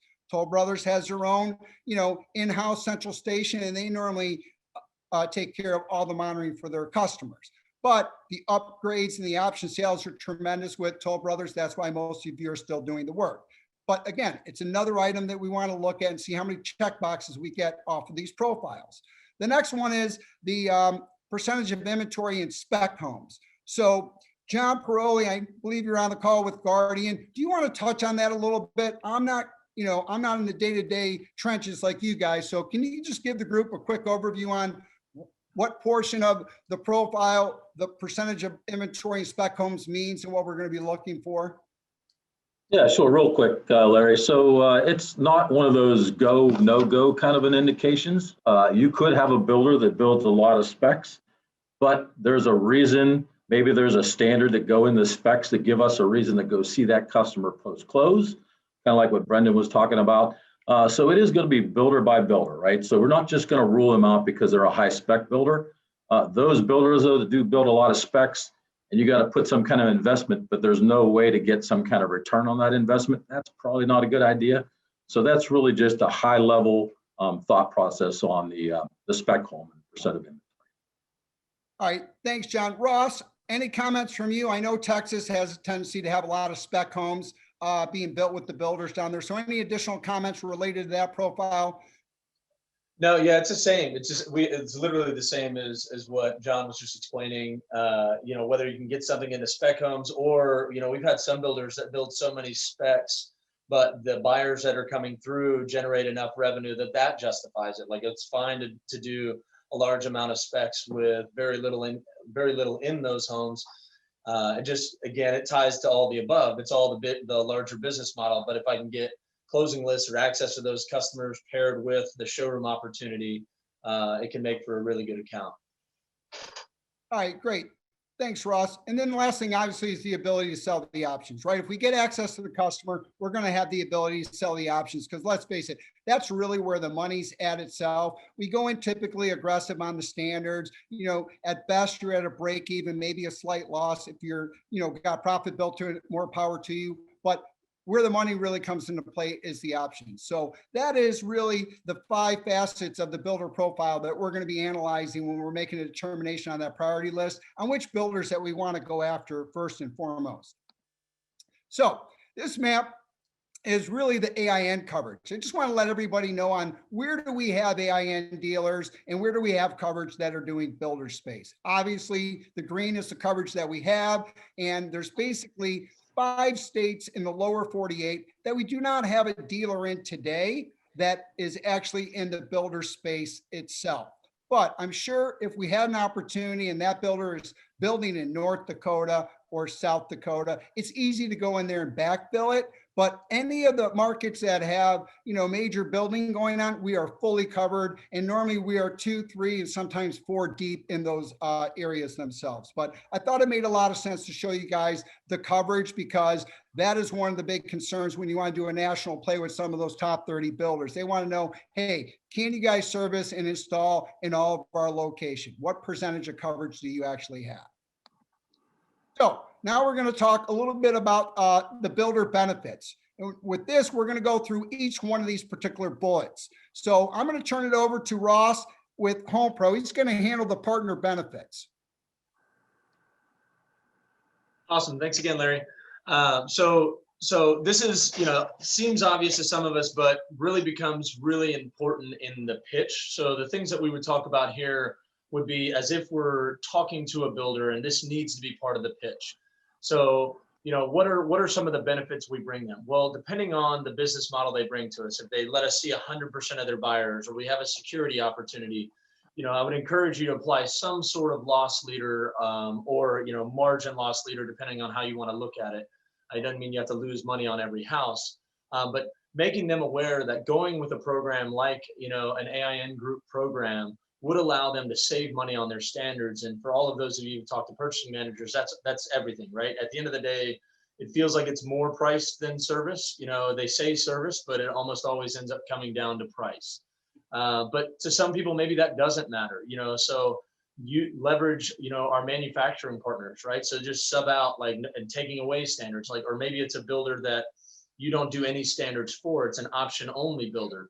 We'll replace that with manufacturer support. We can't guarantee the manufacturers are going to give rebates, but we can sure ask, and we can sure facilitate those conversations. Simplified options programs. If you are living on a complex option program, I highly encourage you to simplify your option, go to more package-based options. That is incredibly appealing to builders, especially today where volume's up. Their staff's probably the same as it was, or lower in some instances of the builders I've talked to. So the easier you can make it on the builder and upfront define how much money you're going to make them really leads to the next part of we drive margin, right? So these are really strong values that we make the builders extra money with every option that we sell. So if you're currently in the business of making the builder extra margin, I'll pass on lessons we've learned even in the recent years. You would think that they know how much you're making that company, but quite often they're operating out of some sort of mass 400 green screen. And unless you show them the dollars you're making them, they have no idea and don't value it.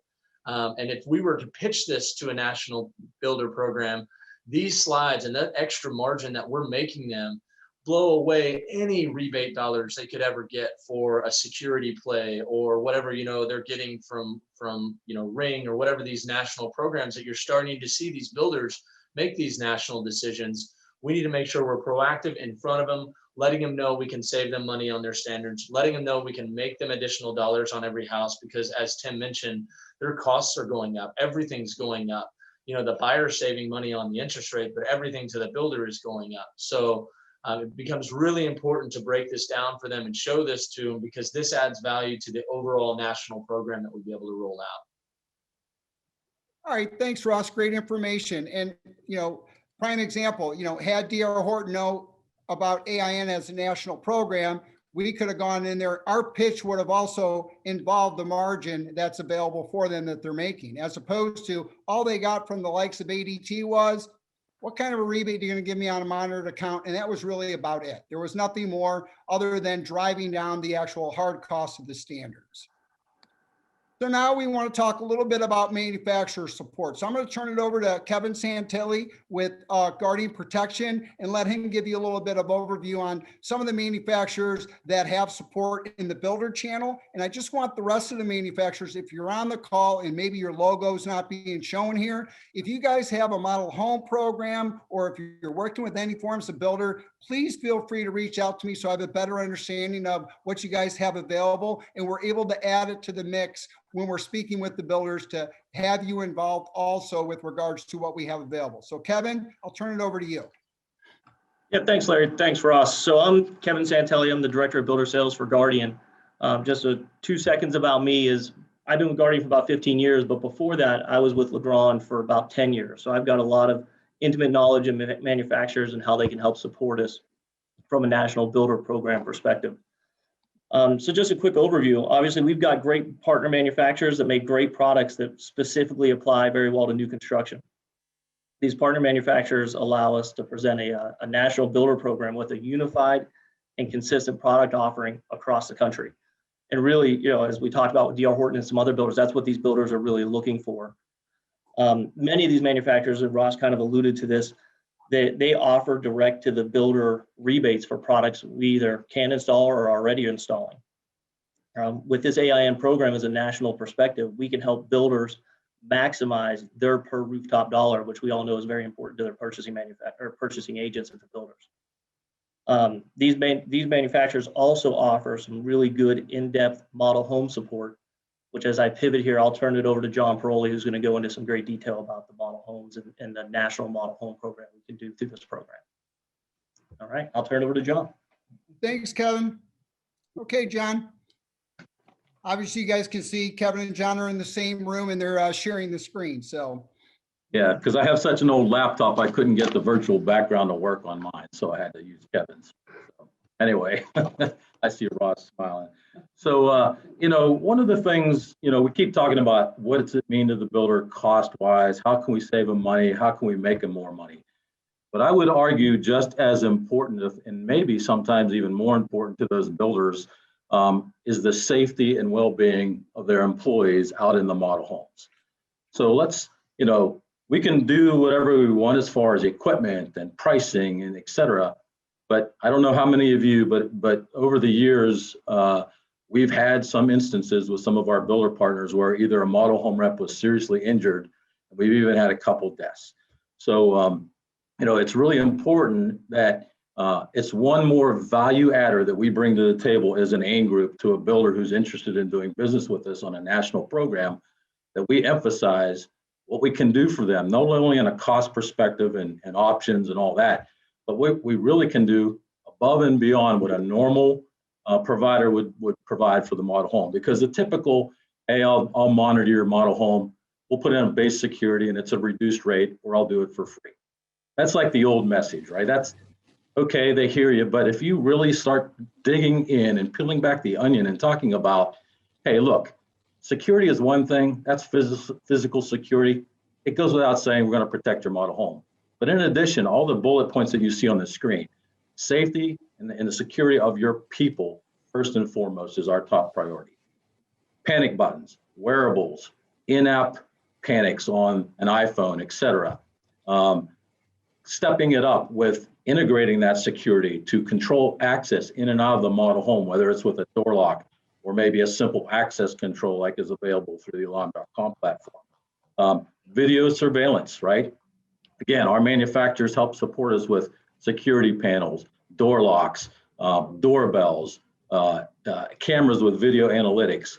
You start layering all these things into a model home, all of a sudden your value as an integrator, as us, as an AIN group, goes way off the charts compared to someone else who's just come along looking to give them a monitoring rebate and just throwing money at them. You're also going to have remote management capability that we all know you can provide their sales manager or whoever's managing their model homes. Hey, you can control access, you can control employee, take them out. If you have a disgruntled employee, you can remove them from the system. You can manage the model homes, who's coming and going. Are your model homes opening on time? Are they closing on time? What kind of traffic you have? We can set up semi-annual or quarterly or annual safety inspections where we follow back up, make sure everything works. So it's what we can do from them on a model home is very, very important. And I don't think we need to lose sight of, thinking about all the additional things that we can do for model homes above and beyond the typical builder model home support. So that's my piece, Larry. Thanks. You're on mute, Larry. Sorry about that. So thank you very much, John. I appreciate that. So again, we also want to thank the manufacturing partners that are involved in the builder space, right? For having model home programs, allowing dealers to get their products installed, giving them discounts with that. So we truly appreciate all that support. It makes a world of difference for us to go out there and gather additional builder business for the dealers themselves.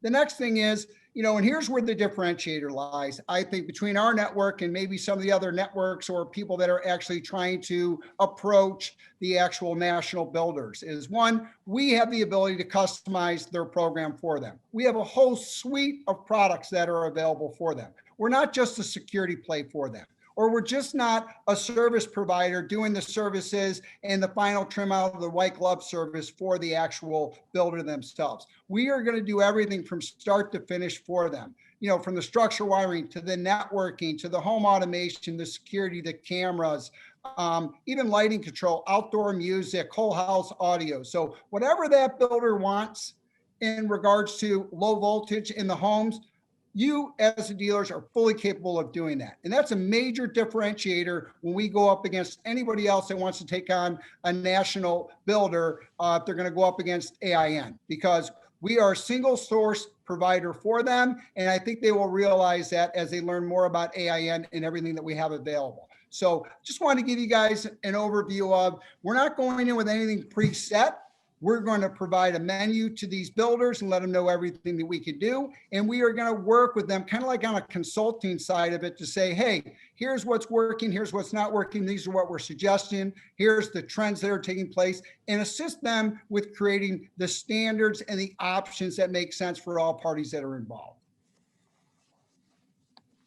So the other thing that we have available, because we have our own in-house marketing stuff, and obviously a lot of you folks on the call have used some of our marketing pieces, but we do have the full availability to do co-marketing with the builder themselves. So the example I'm using here is just really the simple email template. And obviously, you heard from Tim Costello on how more and more things are being communicated via text messages, emails, virtually, things of that nature. So this is just a real simplified piece that, hey, we can co-brand it with the builder. And basically it's an introduction to the integrator that is going to be working with that home buyer for ABC Homes.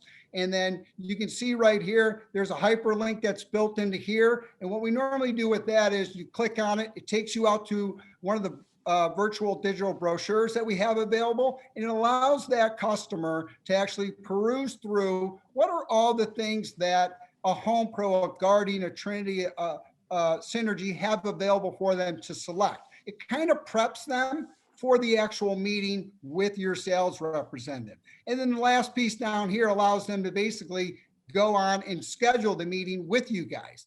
Over and above that, we have marketing materials that are going to be available inside the model homes. We have things that could be put on the structure wire cans, kind of like these little Klingons, to another touch point to say, hey, Safe and Sound is the company that actually wired your home. If you're interested in a security system, give us a call, or a piece that can be put where you actually have the flat panel pre-wire and say, hey, if you're interested in having a TV mounted, we'll give you a 2-for-1 special. Contact us at, 866, 1-2-3-4-5-6-7-8. So there's a lot of marketing stuff that is available. You're very familiar with it, but we're going to take these pieces and we're going to co-brand them for any and all the builders that we're going to do work with the dealers. And we'll work it accordingly with their marketing teams on, make sure that they're happy with it, with whatever way they want to move forward with the marketing. But again, it's another value add that working with the AIN group, they're going to get having that co-branding marketing support. And we'll also be working with our strategic partners to assist us with some additional, marketing materials that might be necessary if we don't have those available. So how do we get started here? So first and foremost, the way that I want to move forward with this is, I mentioned the top builder 30 list. Okay. So what we're going to do is we're going to send everybody an email, and it's going to most likely come from myself, Rod, or Mark. And it's going to provide you with that list of the top 30 builders. So the first thing we want to do, there'll be a column in there to say, you're going to check off if you're doing work for that particular builder.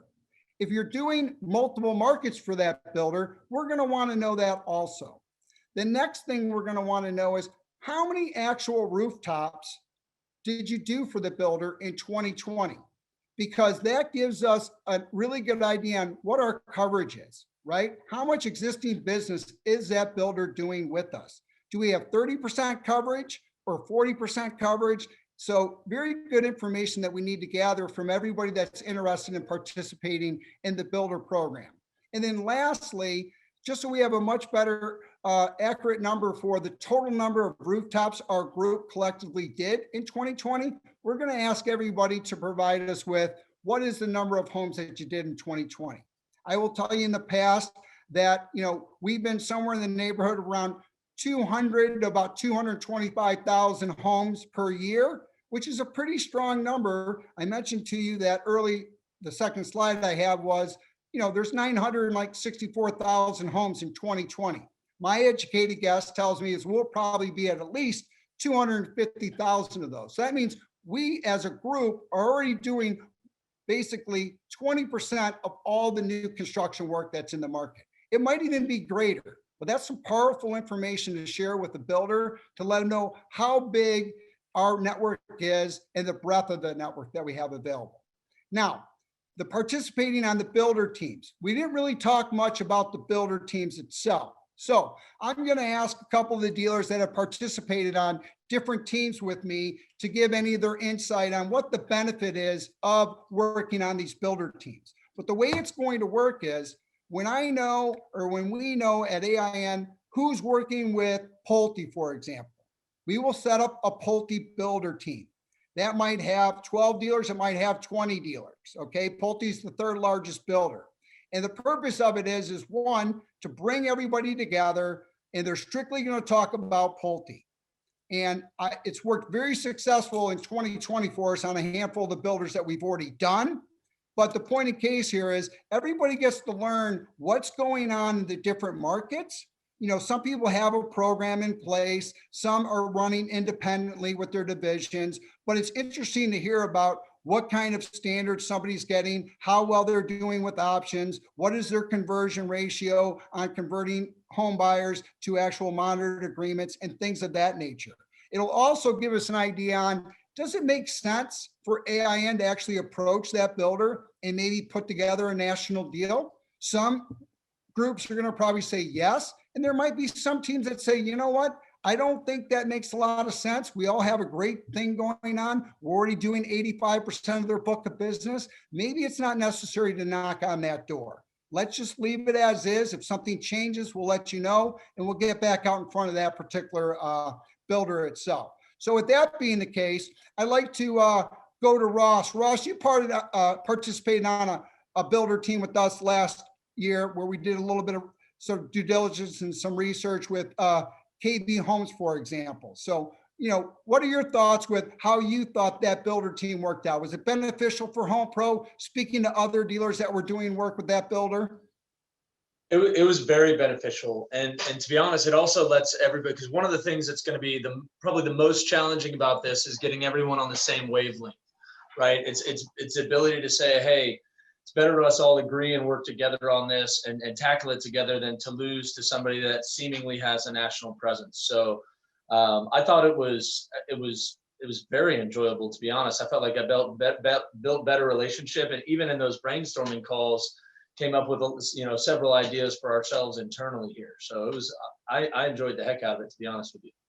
All right, that's great. And then Beth, I know you're on the call with us. You were actually on one of the two teams that we set up for DR Horton before DR Horton made their change. So any comments with being on that team? I know we only had one call because when we were getting ready for the second call, they'd already put the phone calls out to everybody that they were changing gears. So any comments from you, Beth, with regards to your experience on the DR Horton calls? I would echo what Ross says. It is a great experience. In that you hear what other dealers are doing, and it either challenges you to do other things or confirms what you're doing is the correct thing. So it's all good. There's no harm can come from it. All right, great. The last example I'll use JSIC with Procom in Chicago. You obviously participated on the MBR team that we have in place already, and we continue to do those calls. I know Brendan with Trinity is also on that, but he spoke about MBR earlier. So any comments from you with your experience, JSIC? Is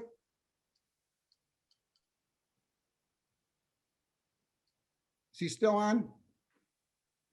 Let me see. He's talking and he's on mute. Oh, I'm sorry. I thought you unmuted me. No, those teams were priceless for us. The information we got helped us to address the problems which before they even arise in our territory. Plus, it made us very valuable partner to the builder because we could talk to them about things they wouldn't aware, which are happening in their company in different territories. So very, very valuable. All right, great. And then the last one will be Kirk. I know, Kirk, you participated on the builder team. Any thoughts and comments from the builder team you participated on?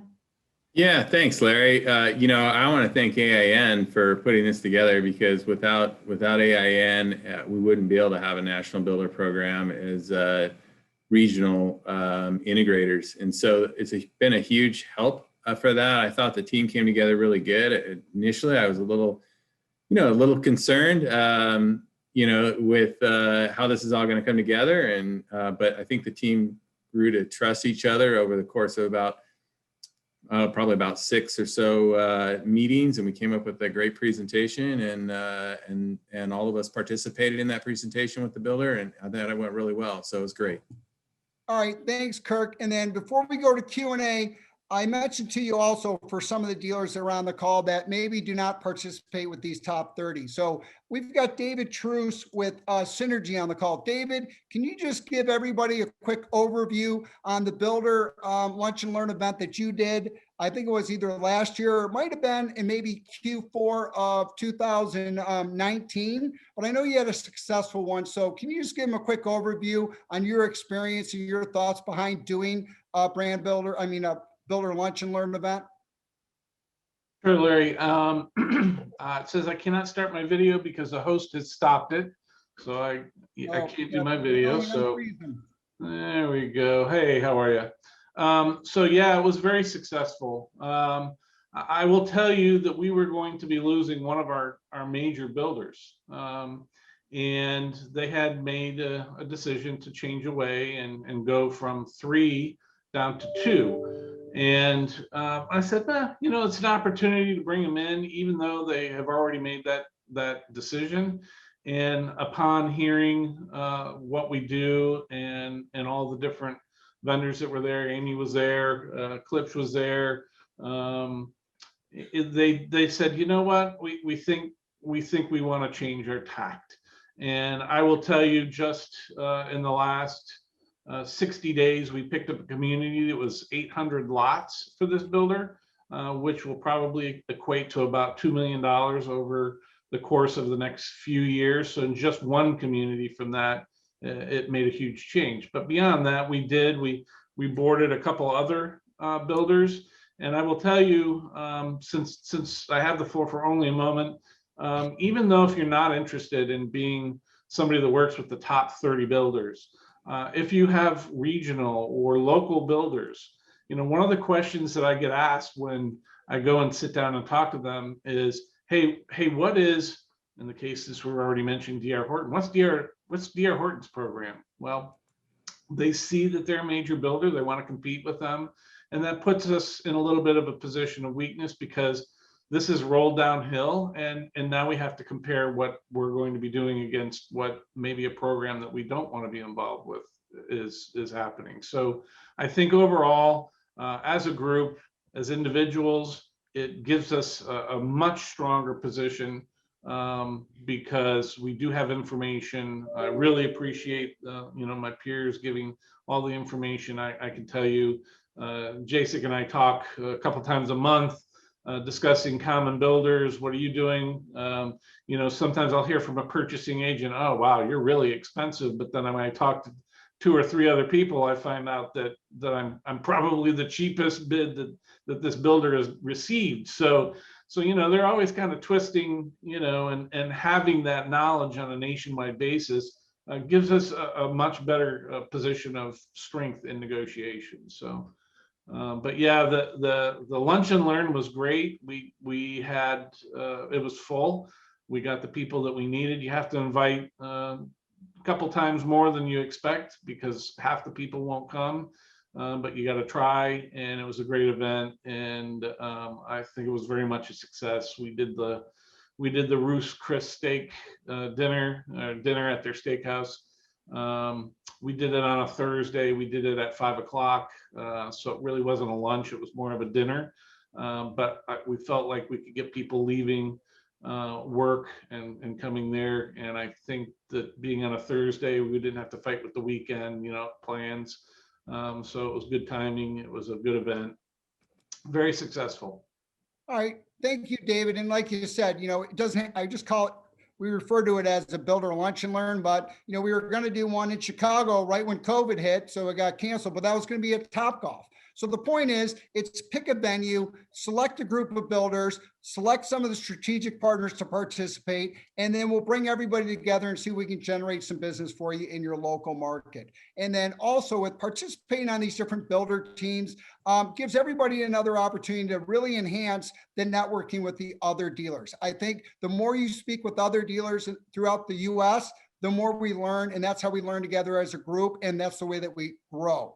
So with that, I'm going to turn it over to Melanie so we can address any questions and answers before we transition into, I believe, the prizes and the giveaways. Mel, you're on mute. Thank you, Larry. We have just about a minute. So if there's any questions, I do have one waiting. Builders in the production space are giving more attention to healthier homes as a growing trend. Are there specific product solutions AIN members are offering? Well, initially, that's a great question, by the way, but initially, our only solution today is really through the central vac, right? I mean, central vac provides that clean, healthy air within the environment, but that's not to say that we can't look at air purifiers and other systems that are going into the home wellness. So those will be some other product categories. We've had discussions, but we just haven't brought on any other strategic partners outside of central vac with HP products today. But if you have any suggestions, please email them to me. We'll be more than happy to take a look at those manufacturers and see if it makes sense for us to add that to our offering. Thank you for the question.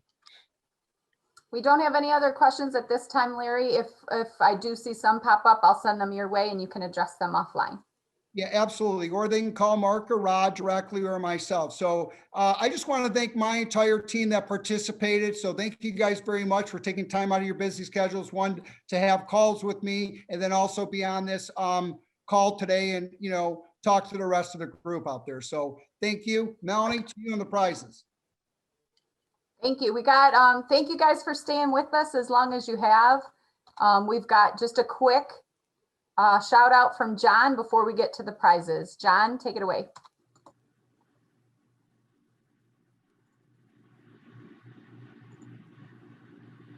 John, you're on mute. All right. Thank you very much, Mel. It's been a great show here today, and I'm not going to take a lot of time up, but you're going to get a marketing offer each time. So remember last time we did do a digital offer. A lot of dealers took advantage of that. And keep in mind our full digital marketing platform. You can look at that on our website. And it's a great stepping stone. Tim talked a lot about, the importance of our website, getting them all the way through to the closing of the deal. The digital marketing is a great stepping stone to get them into that digital communication platform. So what are we going to do with a gift card? Well, this is a gift card we create for you. It has your logo on it, and you can set any denomination you want.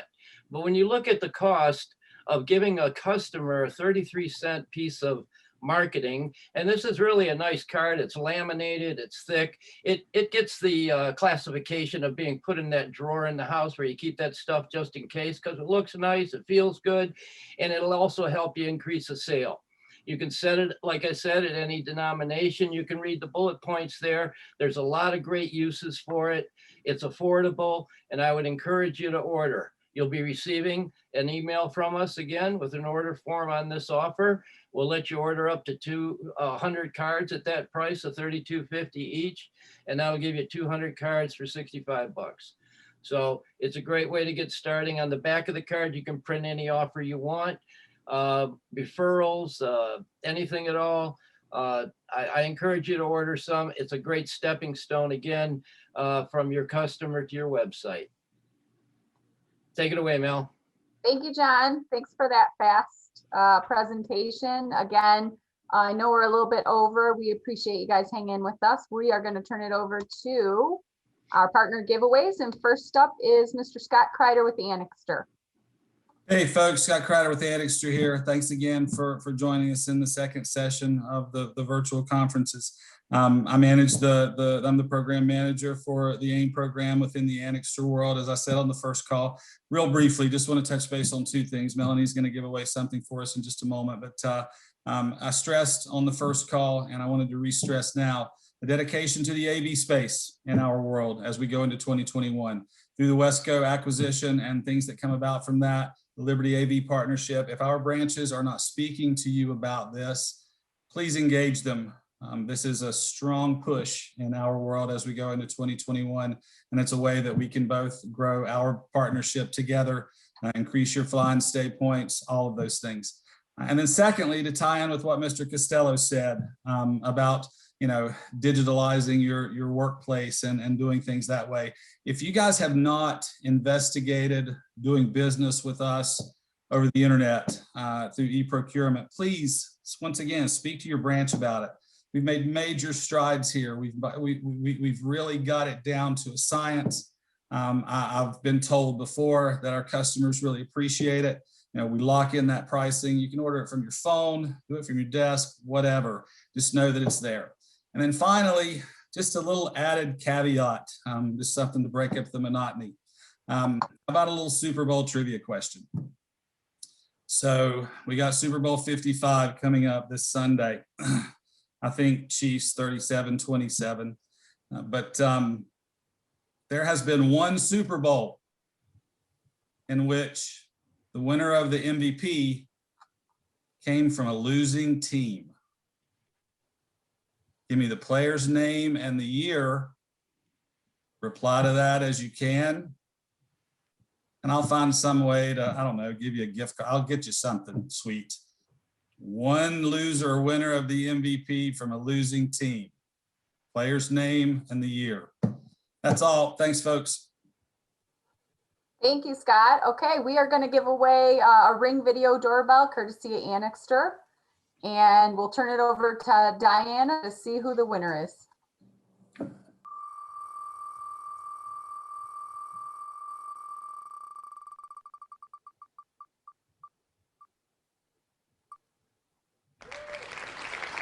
Spencer Smith.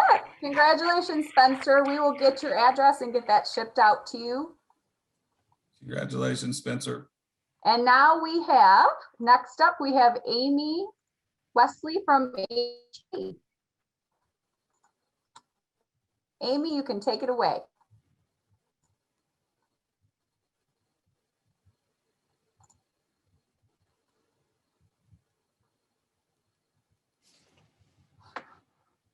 Sorry about the mute. Hi, everybody. Mel, would you let me know that you can see my screen? Yep, I don't see it yet. It says I can't share because somebody else is sharing. Okay, try now. Can you see it now? Not yet. You might have to stop share and then share again. All righty.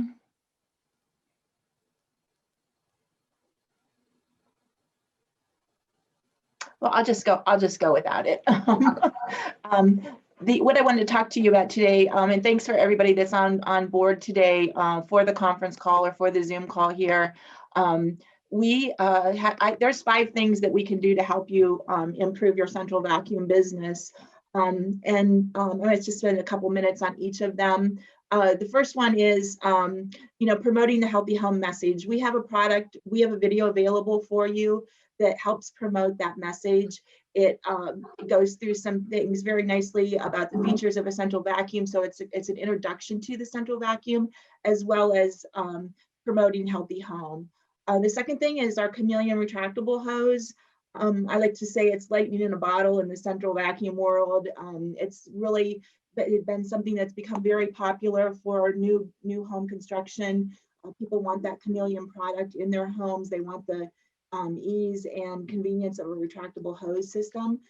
So if you aren't selling that, I would encourage you to look at putting a percentage of your business over to selling the Chameleon product. Maybe start with some of your higher end homes or some custom homes, but the profit margin on that is very strong. So it's something that all of you should be taking a look at. Then the room retractable vacuum for the garage, which is the product that we're giving away today. You see it there in the photograph. This is also another very popular product. It's great for entry-level home buyers, for hobbyists. It's great for customers that are on that white glove post-close list that you may not get a chance to sell, promote the central vacuum to prior to the drywall going up. And then finally, if you find any of this appealing, I would love to talk to you. I'm working with several of you right now. We're requoting your packages that to be more specific with what your builders are offering. So whether you're in, maybe your builders have switched over to more multi-housing or multi-dwelling units. You have more condos, you have more townhouses, or maybe you're more focused on, the luxury builders. But we have packages for everything in between. So I will help you determine, what you think is best for your customers. Lay that out for you, part numbers, cost, everything. Make it as easy as possible for you to get that started in your system, and then follow up with training for your salespeople, your installers, and then rounding it all out with marketing support materials to promote the product. So, if there's something here that interests you, please reach out to me. Thank you, Amy. HP Products is giving away a room retract back all-in-one kit as pictured. It's value of $4.99. And Diana, who is our lucky winner?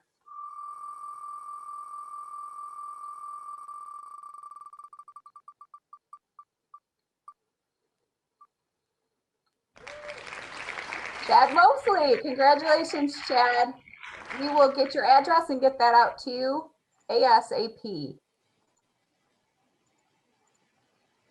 Okay, next up we have Mr. Alex Weaver from LeGrand. Thank you, Melanie. So I've got 2 minutes here to give you some quick highlights. And I've got 2 slides really with content. The first is really talking about the market and what's going out there. So you can think about where you put your priorities in 2021. Next slide, please.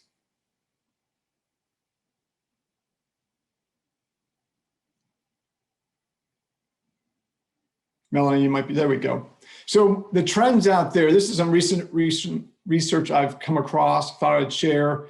Home entertainment, it's been a growing marketplace that we all know, but what's really impressive here is the compounded growth rate over the next few years, 11%. Then there's also some interesting data that's coming out of the Gallup poll talking about cocooning. We heard that a while back, and now it's calling it e-cocooning, where people are obviously spending money in their homes, around their homes, not taking distance trips. And then around the workplace, many people are working from home, but what you see there in the lower left-hand corner is even after COVID, or when the vaccines become quite apparent and most folks are inoculated, that there doesn't look to be a dramatic change of people going back to the workplace, at least for the foreseeable future. So that just tells you people are spending money on their homes, they're investing in their homes, they feel safe and comfortable within their homes. Then when you think about the houses out there, dramatic change in recent months on permits and starts, and the completion rate, which is actually interesting, it's kind of slowing down. So when we think about the marketplace out there, what's growing, where are the opportunities, I try to simplify it to 3 products. We have a new small enclosure from OnQ, whether it's structural wiring centric, I heard MDU being presented earlier, if there's a price point or a space issue to house products. The Sanus mounts, this is within our choice collection. It's a sheltered line, so it's limited to just direct dealers such as the AIN members here. And then networking is growing, and this is our mesh network known as Epic Mesh that can be installed very quickly within a house, in and out, so you're not disrupting the home or the needs of the home. So 3 products to think about. Happy to follow up with anyone here on the call, and I'll take any questions if there are any questions.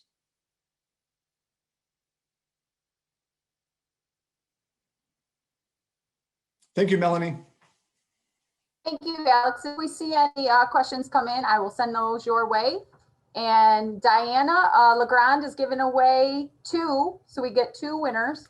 A player portfolio tabletop speaker for $599 of value. And the winner of the first is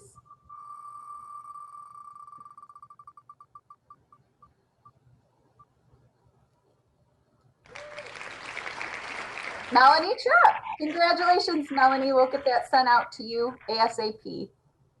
And our second winner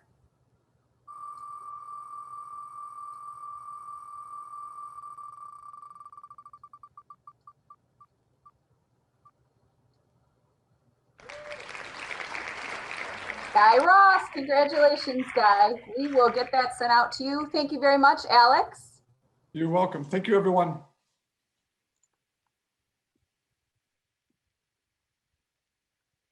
And our final vendor giving away and presenting is Ryan Bickham with Zoom. Ryan, take it away. It almost let me share the screen, but that's okay. I'll get straight to the point. Here you go. You can take it. Got it? Yep.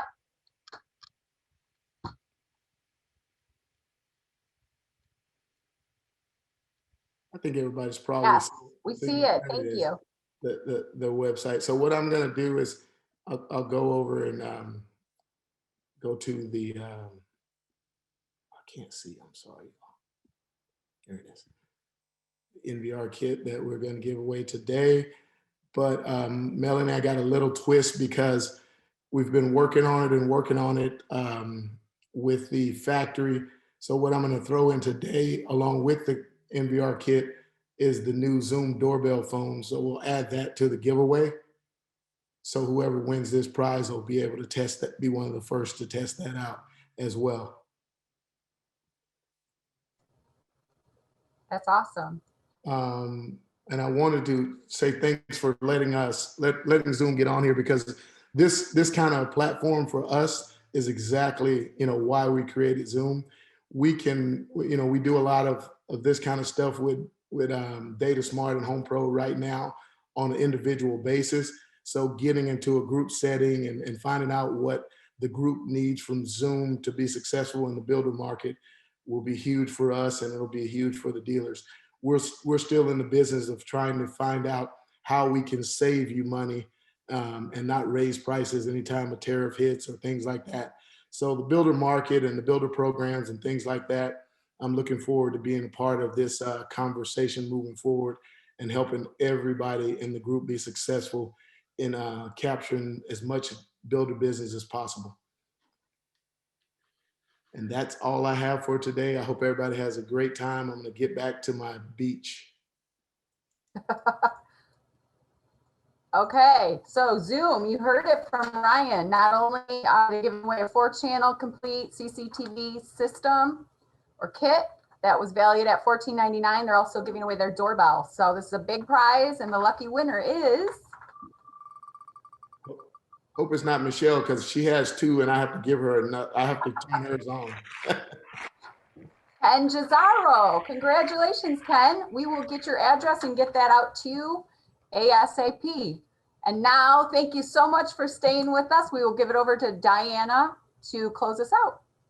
Yes, thank you everybody for staying with us today. We know it was a little longer than anticipated. Congratulations to all the winners. Be sure to join us for next month's meeting, March 3rd at 1 p.m. Eastern Standard Time. Keynote speaker will be Michael Barnes. He's always a fan favorite of ours. We appreciate your time and dedication, and have a wonderful afternoon.